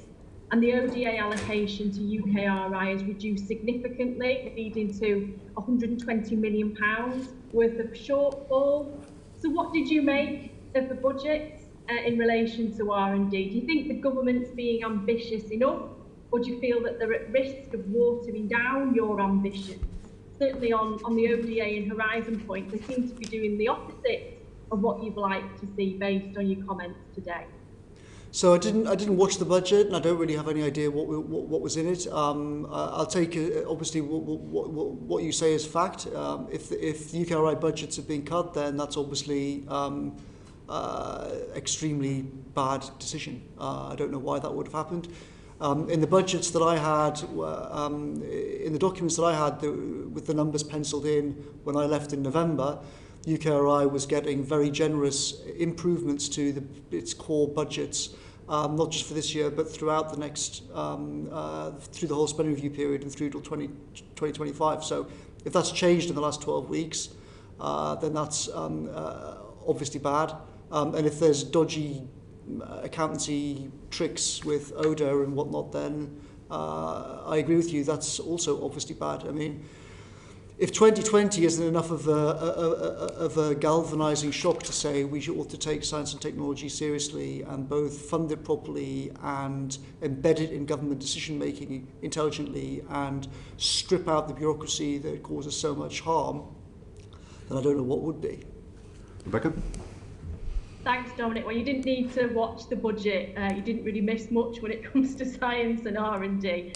But it's interesting, really, that the government has said that it was committed to making the UK a global science superpower, and that its R&D funding plans would help accelerate our ambition to reach 2.4% of GDP as spent on R&D by 2027. However, with the recent budget and the scarcity of increased funding for science, there's a real worry that the 2.4% figure, which I agree with you isn't big enough anyway, it could simply be met really by the collapse in Britain's GDP since the pandemic started, rather than a real terms increase in funding. So my question to you is, do you think that the government's intentions are to rely on meeting its 2.4% target through falling GDP? And what would you like to see the government do going forward in terms of real R&D funding? And you've said that 2.4% isn't enough, I agree. What percentage of GDP should we be spending on R&D? So as I said, I stress I don't know what decisions were made after I left, and I don't know what was in the budget. I know that Rishi himself was always a very strong supporter of R&D spending in arguments between Number 10, the Cabinet Office, the Treasury, and different parts of Whitehall over the 9 months or whatever that he was Chancellor. Rishi always said that the two big things that he wanted to prioritise were science and technology spending and the skills agenda, the Alison Wolf skills agenda, to try and solve that century-long problem. So I think he personally is definitely committed to it. Personally, I wouldn't focus so much at the moment. Obviously, the GDP numbers are bouncing around all over the shop because of last year. I don't think that that's really the target to aim for. I would look at what the absolute numbers are. I think it would be completely crazy to say, okay, well, GDP has taken this huge hit from COVID. Therefore, 2.4% of it is much less. Therefore, we can cut science spending, but still somehow say that we're meeting the target. That would just be completely insane. What we should be doing is looking at real terms budgets and increasing them up to the 22 that was originally envisaged and committed to back in March. Where it should go in the future, I think thousands of people will have a much better idea than me about what that should look like. But it's obvious that places like China and Korea are taking science and technology much more seriously than Britain has done over the last 10 years. It's obvious that David Cameron and George Osborne did not take this remotely as seriously as they should have done. They didn't fund it as seriously as they should have done, and we've paid price in all sorts of ways for their, in my opinion, terrible decisions. We should be, now you've got a situation where both China is saying we're going to spend huge amounts, vast amounts of money over the next 20 years, particularly in things like AI. The Biden administration is reversing Trump's trajectory and is saying that it's going to spend a huge amount of money as well. So I think there is going to be a lot of pressure on Britain there. There'll be pressure on where great talent will go. To some extent, British science benefited from Trump in that people were looking to get out of that system and didn't have confidence in it long term. So some people came over here from the States. Now with what Biden's doing, the opposite sort of gravitational pull could potentially come into effect. So I think Britain can't match, obviously, pound for pound what China's spending and what America's spending. But I go back to my chart earlier on. Almost all of what they're spending is in this red circle. If Britain decides to do things differently, then it could have very dramatic improvements. And this is not a theory. This is not my theory. This is demonstrated historically. We know that if you do it differently, you can capture these great returns. So we should be looking to spend proportionally at least as much money as the countries that are most aggressive about this on the face of the planet, but we should also be more aggressive than them in terms of attacking bureaucracy and in terms of trying new ideas.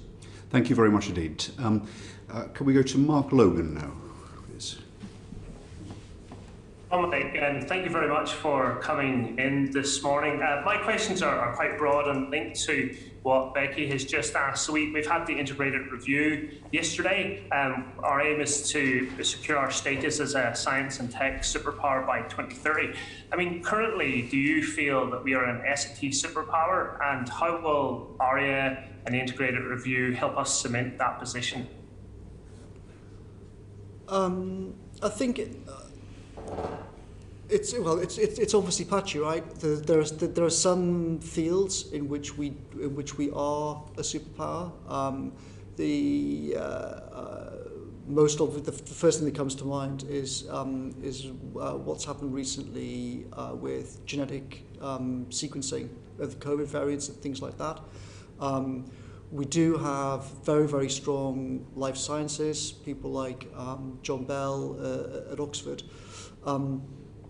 So there are areas where where British researchers are doing world-class stuff, but there's also, I was left in no doubt in my 18 months in government talking to these people that there is a feeling that we are falling behind overall globally. I think that's also the case. So we definitely have, there's great universities like Oxford and Cambridge, but I think increasingly the Nobel Prizes of the past are being used for branding, and we haven't invested over the last 20 years the way that we should have done to make sure that the pipeline of these things is continuing. And it's certainly the case that our best researchers are very worried about this. And they expressed this concern to me, and I was certainly very concerned about it. So we have got some brilliant things. We should reinforce those brilliant things.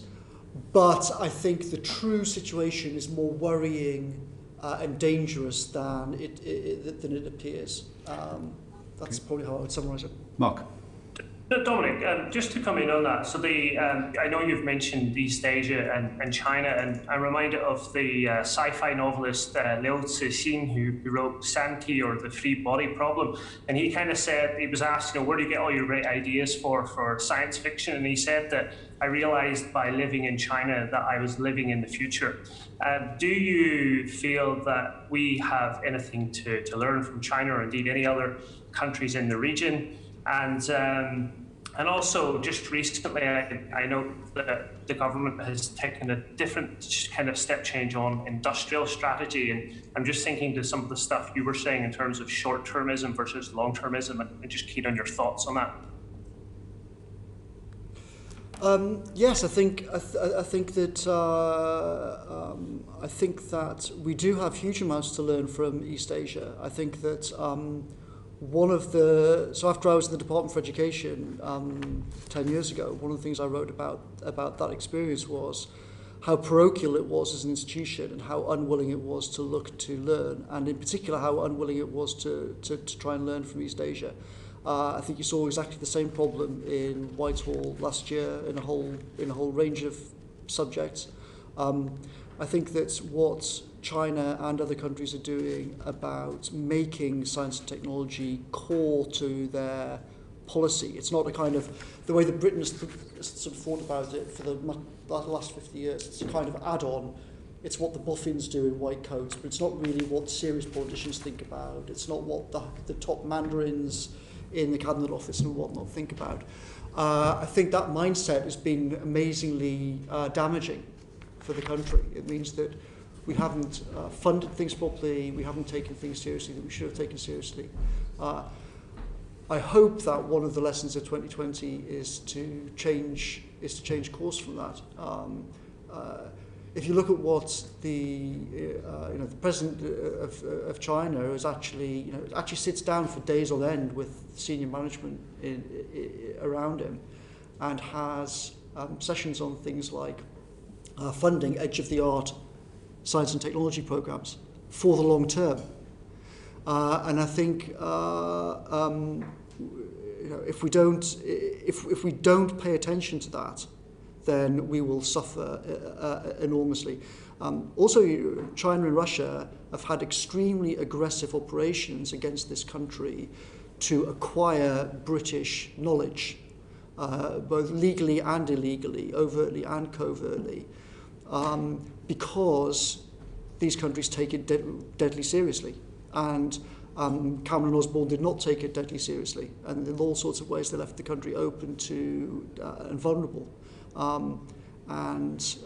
That's one of the many areas in which I think science and technology policy must change. Thank you. And Mark? we could definitely learn a lot from East Asia. Just briefly, sorry, Chair, just briefly, Dominic, in the industrial strategy, what would be your views in terms of that buttressing our science and tech prowess? Yeah, I think, well, so I think there's a critical distinction to make that the state should not be in the business of trying to figure out, is Bill Gates or Steve Jobs right? Should we support Microsoft or should we support Apple in terms of consumer products? I think an idea of going back to the future with industrial policy of that kind, I think would be a huge mistake. But I do think, and I spent, in 2020 I spent far more time talking about industrial policy and the productivity challenges than I did on all political and communications things put together. I think that should become a core element of what Number 10's doing. And you have to think across the whole pipeline, from funding the kind of core basic pure research stuff through the applied research, missions, moonshots, that sort of stuff, through to the kind of overall productivity challenges, skills, planning law, high-skilled immigration, all of these things.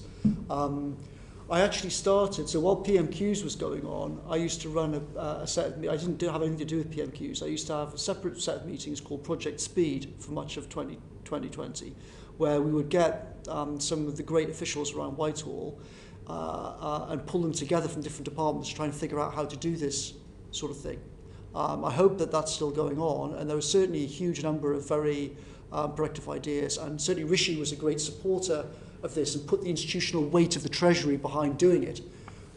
So I hope that a lot of that work will come out over the next few months.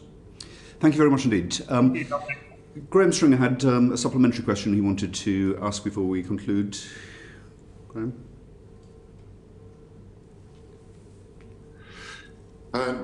Thanks very much, Dominic. It's been a fascinating hour and a half. I suppose it's a bit of an open goal. About 90% of scientists voted to remain in the EU.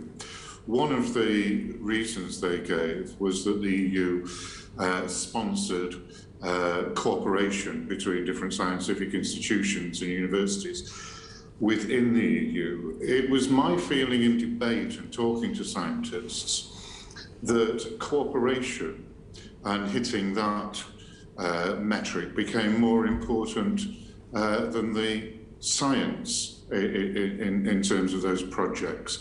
I wonder if you agree.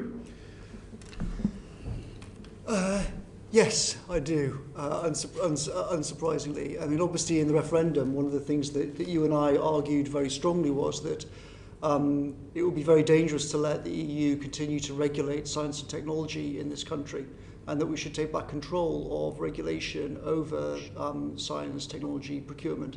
And again, I would argue very strongly that 2020 was a proof that that argument was correct. I could understand completely the view of many scientists that they wanted to maintain cooperation across European networks. I think that's obviously correct, but I think as things are being proved every day now, scientists can cooperate globally without having to be part of the nightmarish Brussels system, which has blown up so disastrously over vaccines. Just this week we've seen what happens when you have an anti-science, anti-entrepreneurial, anti-technology culture in Brussels married with its appalling bureaucracy in its insane decisions over warnings on the AstraZeneca vaccine. I think we are extremely well out of that system. Thank you very much indeed. Just a couple of final ones from me. The integrated review was published yesterday. It has a very strong role for science. In fact, it's the first pillar to sustaining strategic advantage through science and technology. I think those of us on this committee would welcome that. Is there a danger, though, do you see, that it can fall into the double counting trap, that if you've got this target of 2.4%, £22 billion, that existing work, whether it's in the MOD or elsewhere, is declared to be science funding, and it doesn't come anywhere near boosting the overall budget for universities and research institutes? Yes, so I think that it's great that science and technology is core to the plan for the future in defence and security and in terms of reforming the MOD. The chief scientific advisor there, Angela, I work with a lot, is fantastic, and I think she will use that money incredibly well. There is obviously potentially a danger about double counting, accountancy gimmicks, but in the end, that responsibility is going to lie on number 10, how much they actually are going to prioritise science and technology in the future. As I stressed, Rishi was always extremely supportive of me in these arguments across Whitehall as Chancellor, so I'm sure that he hasn't changed his mind and he will continue to be very supportive. But yes, there is a danger. Also, of course, the MOD has a roughly £10 billion black hole in its budget because of decisions made with Cameron Osborne back in 2010 and 2015 reviews, which were disastrous. Part of the reason why we've had to put more money in the way that we have done is to try for the first time in probably 30 years to actually have honest accounting. So I think also the Cabinet Secretary did a brilliant job last year, the new Cabinet Secretary. I spent many hours with him around the Cabinet table and a small group of people from the MOD, in which they said themselves, for the first time since the end of the Cold War, we've actually got honest numbers on the table between the MOD, the Treasury, number 10, and the Cabinet Office. Okay. And so there are proper figures. I know that there are proper figures on spreadsheets that exist. I hope that those are the figures that are actually being used and that the system doesn't slide back into its old ways. Which leads me to my final question. You say you hope. It's clear that one of your ambitions and motivations was to make or reinforce Britain's position as a science superpower. You had the position in number 10 to be able to do that. Did you consider whether it was necessary for for you to leave, and do you regret the fact that you're no longer able to steer that personally? No, I don't regret that. I think I made the right decision to resign when I did. I actually said to the Prime Minister back in July that I would leave by Friday the 18th of December at the latest. So it wasn't, the whole thing was not exactly as it appeared, but as I said earlier on, I'll be very happy to come back and answer any and all questions about how Number 10 works, why I left, all the different things, crazy stories that have been in the media. I'd be happy to clarify all of those whenever you guys want me to come back and talk about that. Well, thank you very much indeed. I think we've covered a lot of ground today on ARIA specifically, and science funding, the structure of science funding, which was the subject of the committee's inquiry. And we're very grateful for your evidence on that, which will help inform the debate and scrutiny in the House of Commons as we consider the bill to establish ARIA. We have, as you say, a joint inquiry into the lessons that we can learn and apply from the handling of the pandemic, joint with the Health and Social Care Committee. So we look forward to seeing you back to answer some more questions on those subjects at that time. Thank you very much indeed for your evidence today. That concludes this segment of the hearing. We're going to suspend briefly to invite the Secretary of State to join us. Thank you very much. Thank you very much, and thank you for everyone's on this committee's time and attention and effort that you've made to try and help the science and technology agenda. Thank you. Thank you very much indeed. Order, order.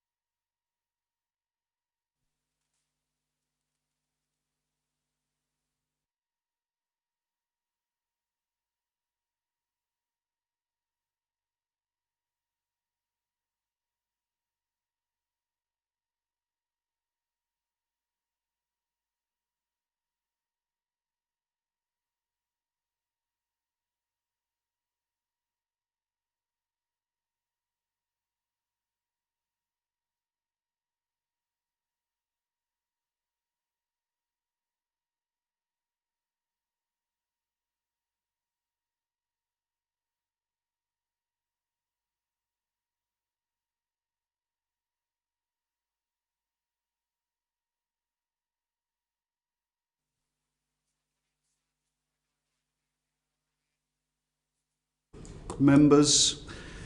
So I think the chair sent a message that we're going to deal with the science funding section first and then come to ARIA. So after my questions, it'll be Dawn, Carol, Rebecca and Chris, and then Graham, Aaron, Catherine on ARIA, and then Mark at the end. Is that everyone okay with that? Absolutely. Good. Yep, but just give me a minute.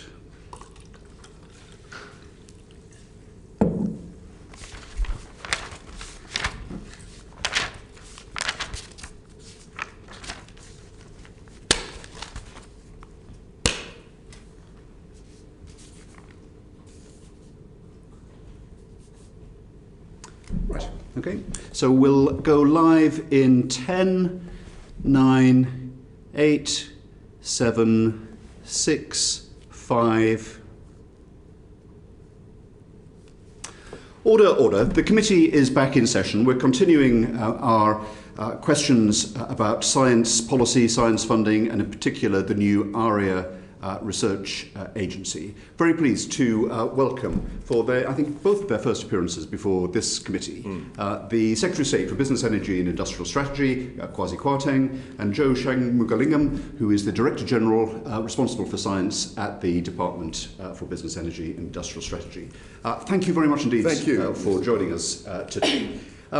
Just to start with some questions about science policy and science funding. Does the government stand by the commitment made in the manifesto, in Queen's speeches and other fora, to the 2.4% target for R&D spending by 2027 and £22 billion of science, public funding for science by 2024-25? Absolutely. We remain totally committed to those targets. Very good. Mr. Chairman. Excellent. And in terms of deploying that and making sure that the institutions have the money to spend, has the budget for UKRI, which is the main research funding organisation, has it been set yet for the next financial year? It's still being discussed with Treasury and also with BEIS. There are a number of pressures, as you'll appreciate, on the budget, given where we are with COVID, and we're still in those negotiations and that conversation. But it's 2 weeks till the beginning of the next financial year. I'm fully conscious of when the next financial year starts, Mr. Clark, and we're very keen to get some sort of resolution pretty soon. You picked up the portfolio, we know, in January, and there's a lot to do, as you say, for the reasons that you say. But you will understand that for an agency that makes long-term commitments, not to know its budget 2 weeks before the financial year starts is not happy. It's very difficult, but you'll also appreciate that after £407 billion have been committed to the economy over the course of the last year, this is an unprecedented pressure on budgets, and we're in the process of trying to get a good settlement for UKRI. So when do you think those do you think those conversations will conclude? Well, it will certainly be before the start of the next financial year. All right, so in the next couple of weeks? Absolutely. Okay. And just give us a bit of background as to what is the reason for the delay? Is it because of money being spent on other things, or are there other... I mean, you will appreciate there's a whole range of things that we've tried to button down. There's the horizon issue, which I'm sure you'll revert back to in your questioning. Where there's a whole range of issues relating to the COVID situation, the pandemic, which was announced in the budget, and that will have an impact on public finances. And also we're introducing the ARIA bill, which is separate, as I'm sure Mr. Cummings pointed out. But that's part of a wider discussion as well. Understand. Okay. Let me go to Dawn Butler. Thank you very much, Chair. Thank you, Secretary of State. We just heard from Dominic Cummings, and I just want to talk a little bit about UKRI. It was formed in 2018, and it's barely kind of gotten off the ground. It was kind of made clear that there is a problem with the process when it comes to funding science. I'm just wondering, is it wise to prioritise a new agency rather than making UKRI more flexible with a visionary, high-risk, high-payoff science division? So I think Mr. Cummings made a good answer to that point. What ARIA is trying to do is fundamentally different from what UKRI is set to do. They're different types of organisation. Even though there's an overlap, they fundamentally do different things. ARIA is about agility, nimbleness, and also has a higher risk appetite as Dominic Cummings suggested. UKRI is the main funding body of our academic research, and it does a great job. I think the Paul Nurse's review of 2015 really set out the vision for UKRI, and the whole point of it was that it had a cross-research view. ARIA doesn't have that. ARIA is a different beast and should be thought of in a totally different way.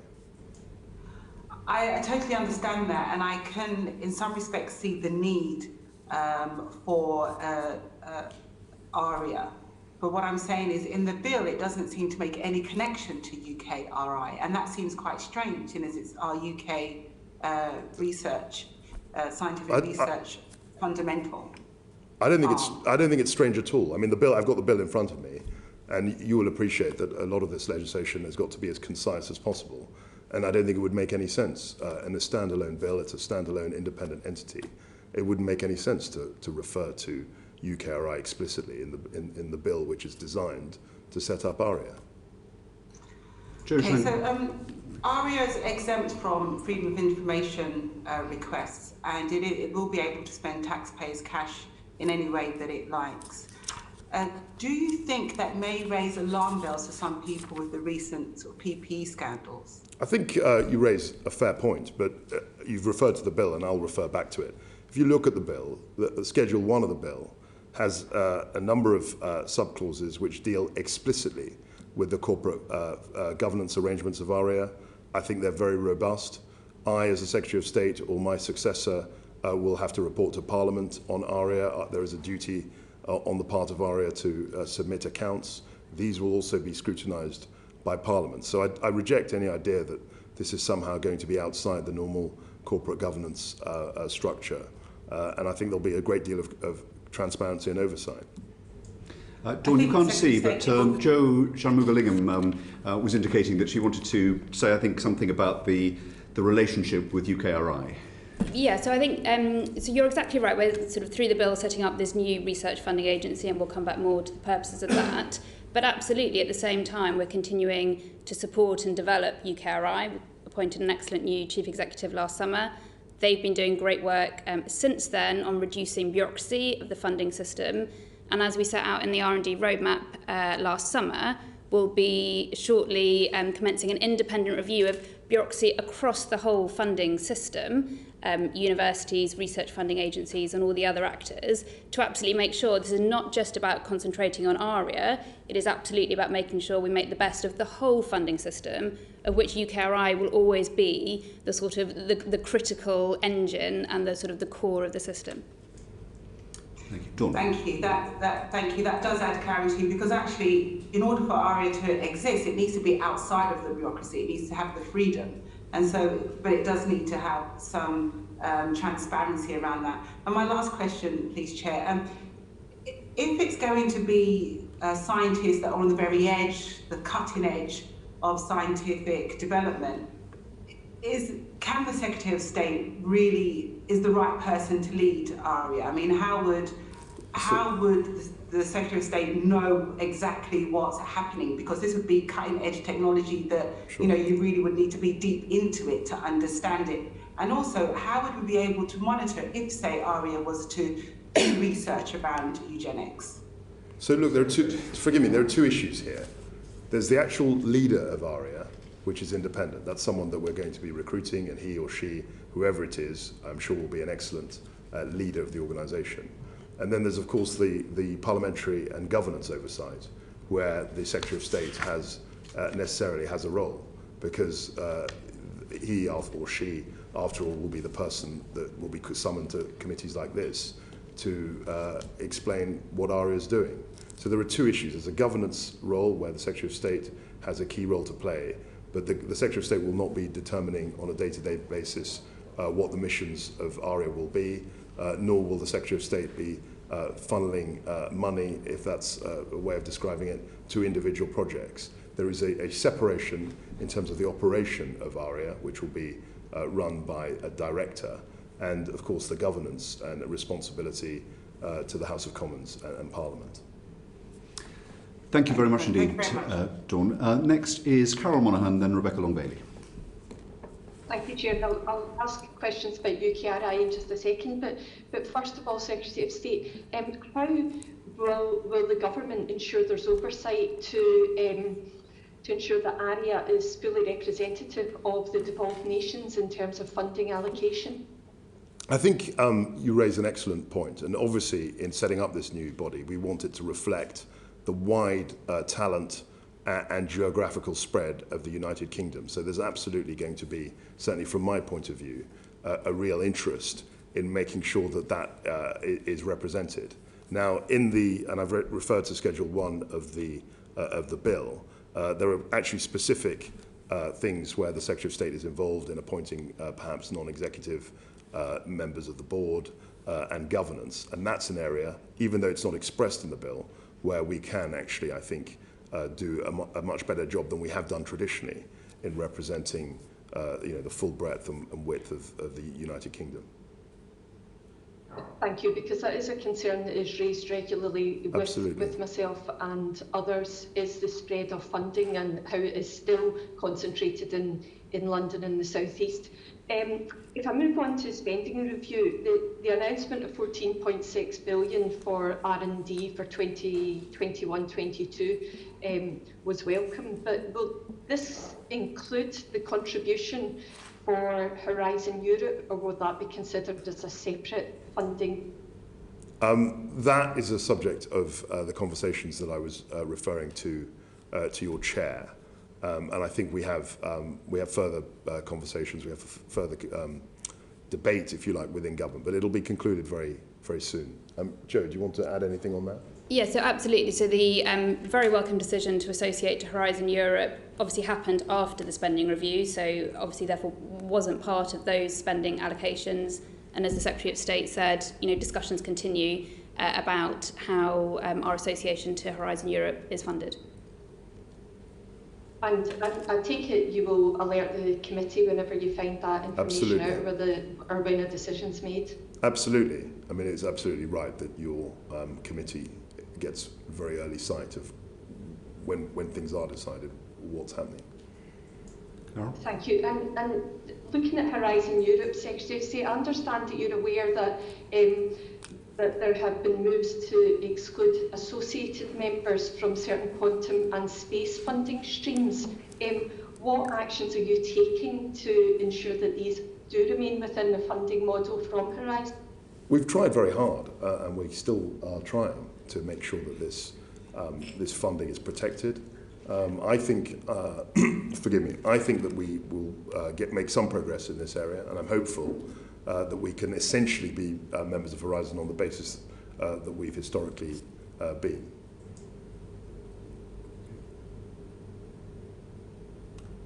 Carol? Apologies, Chair. Emily, the news that UKRI has had a reduction in ODA funding, which is a necessary part of global cooperation, and we're all very interested in global cooperation in the last year. The UKRI have said this will lead to a £120 million gap between allocations and commitments. Is this also going to impact non-ODA funded work as well? As I said, we've got to just wait and see where the negotiations come to.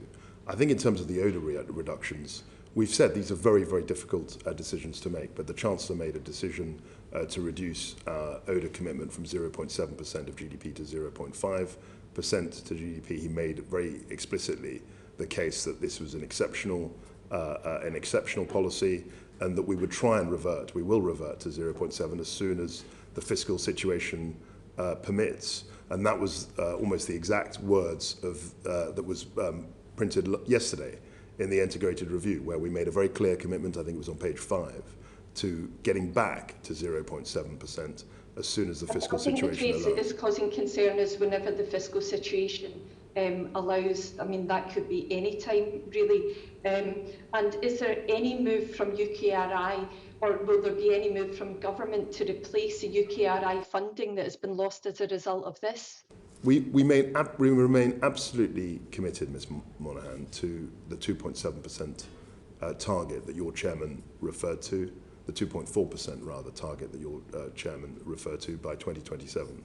And we are absolutely committed to making sure that we spend enough to make sure that we are a science superpower. That remains a robust commitment, which I can reinforce today. Thank you very much indeed. Rebecca Long-Bailey. Thank you, and thank you both for joining us today. Secretary, as you've heard, there's a confirmed 120 million shortfall for research funded from the ODA budget.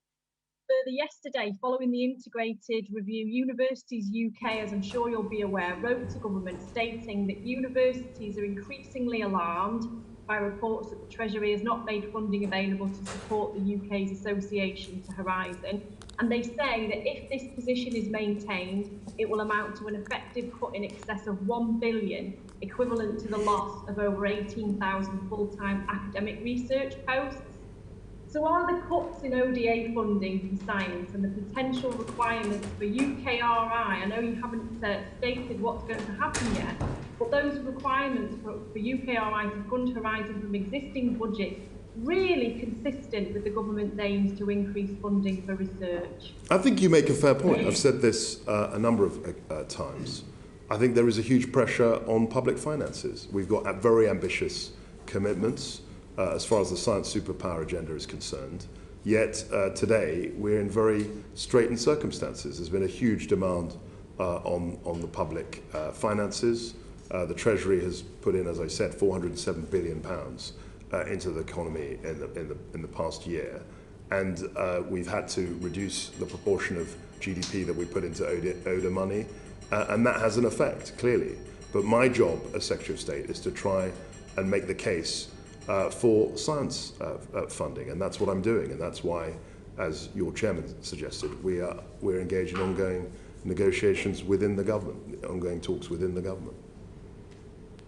Thank you, Secretary. You've reaffirmed the 2.4% commitment of GDP on R&D, but there's a real possibility that the cuts that I've referred to could be masked by the 2.4% simply being met by a collapse in Britain's GDP since the pandemic started, rather than real terms increases in funding. So will you be altering this percentage to account for this fall in GDP? So I think there are a lot of assumptions in your question. I mean, I don't think that the quantum of GDP will be lower in 2027 than it is today. I mean, that's predicting an appalling collapse of the economy. I think the economy will grow. In fact, the OBR in the budget suggested that the economy will be growing every year from now till 2027, and I expect that the 2.4% will be considerably more in real terms as well as nominal terms than it is today. Thank you. And finally, Secretary, on medical research, there are a number of medical research charities that have warned of the significant impact of COVID-19 on their budgets for funding research.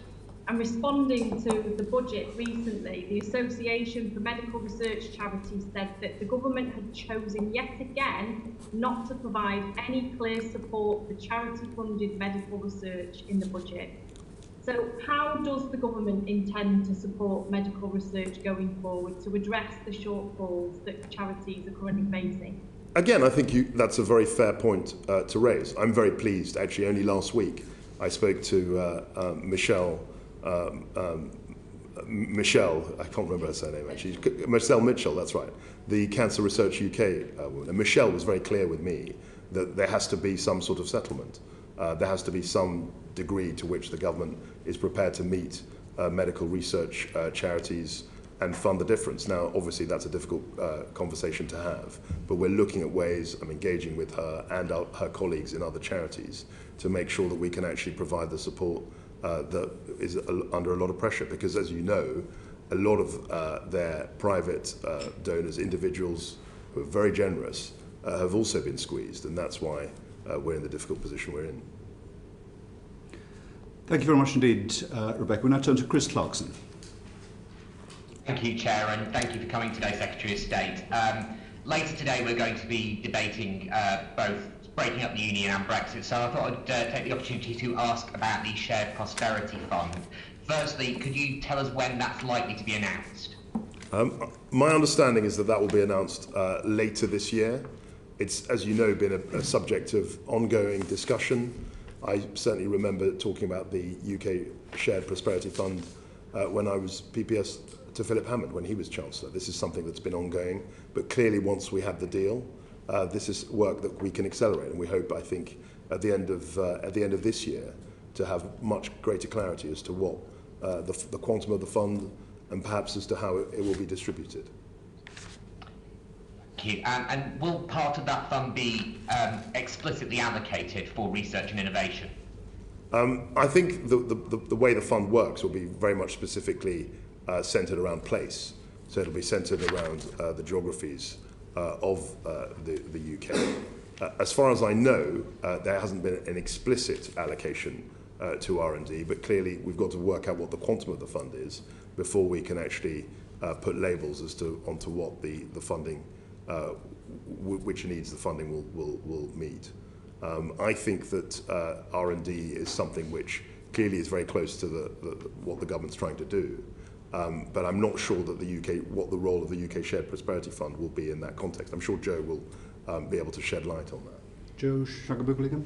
Yeah, so the spending review November last year set out the main strategic elements of the future UK SPF, and as the Secretary of State said, later this year an investment framework will be published, and the multi-year spending profiles we expect to be confirmed at the comprehensive spending review. We also have the UK Community Renewal Fund, which through its one-year pilots will help to inform.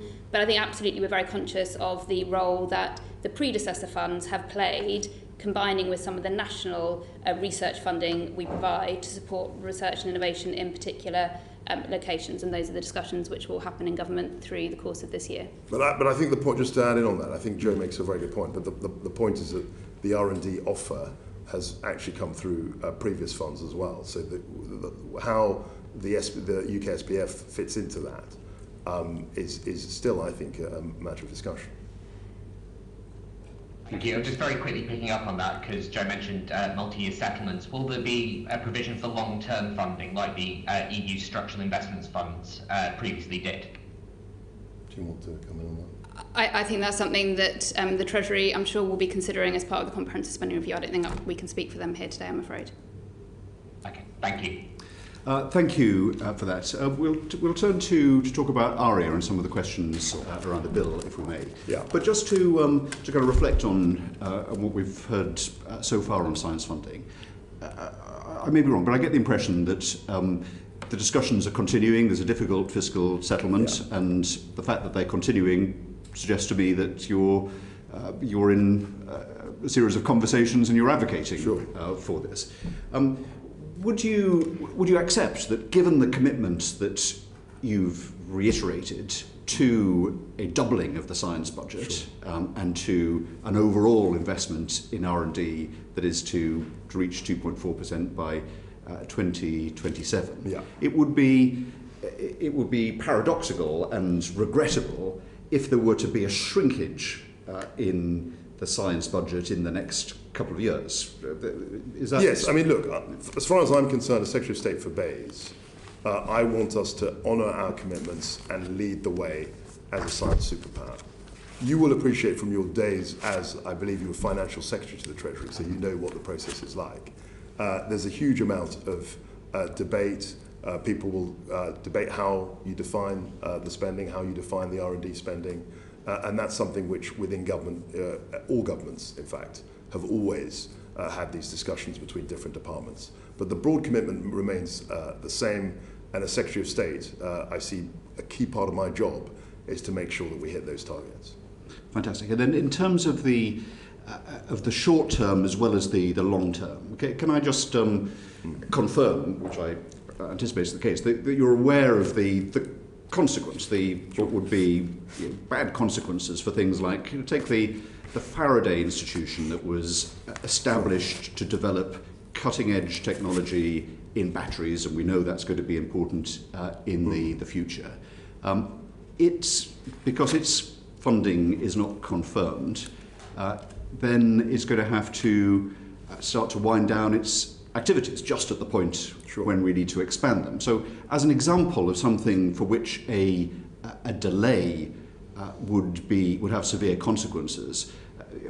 Are you batting for them? Yeah, of course. I mean, I'm completely aware of the risks, the liabilities, if you like, in terms of our funding situation. There are a number of great projects. I mean, you mentioned the Faraday Challenge, the Faraday Institute.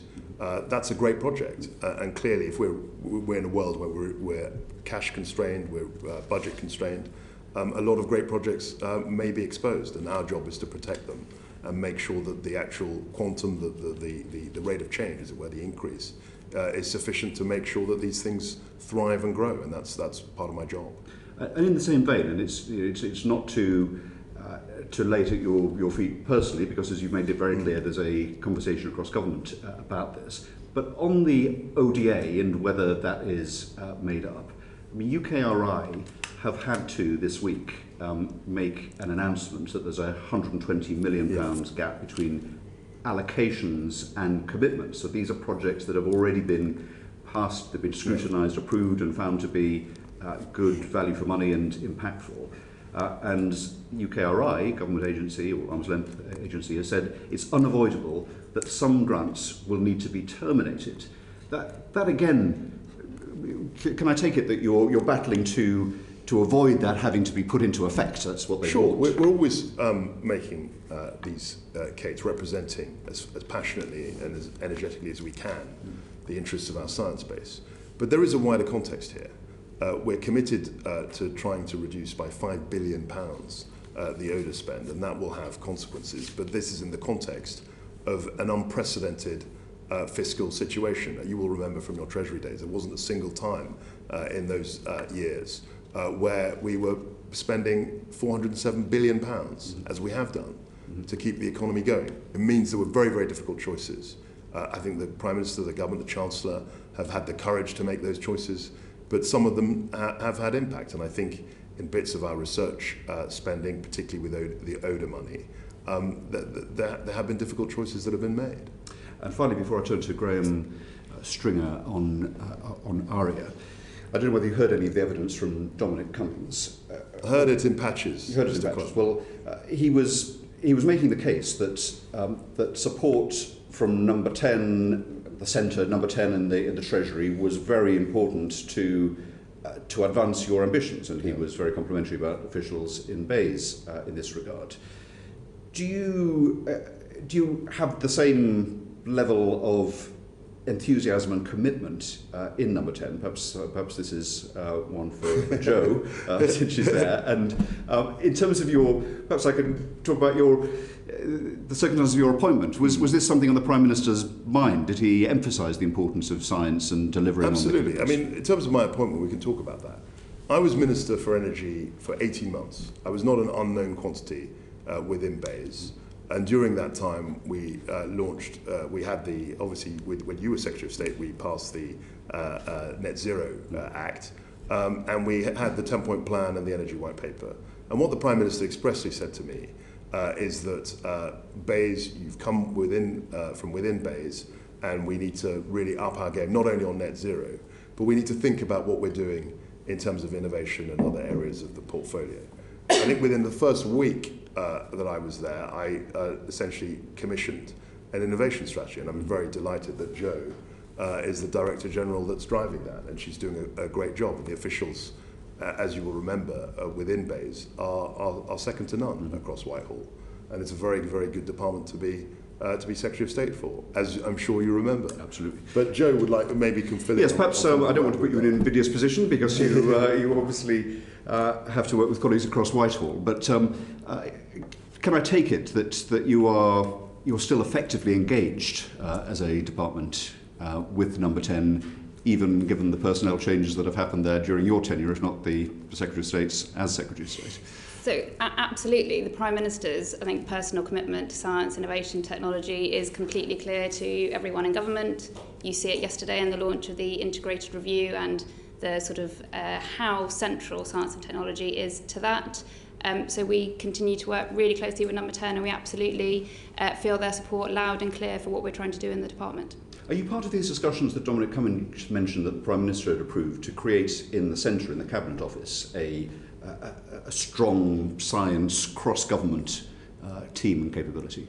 So the Secretary of State is the Secretary of State for Science and Innovation. That is very clear. Absolutely. We're always working with our colleagues across Whitehall about how we make sure we deliver on the integrated review and the role that the Cabinet Office can play in bringing together all of the bits of government. Because in BEIS, we're responsible for the science system, as you know, and particular elements, fusion research, net zero. But you know what the MOD do, what DHSC do, and all other departments is really important.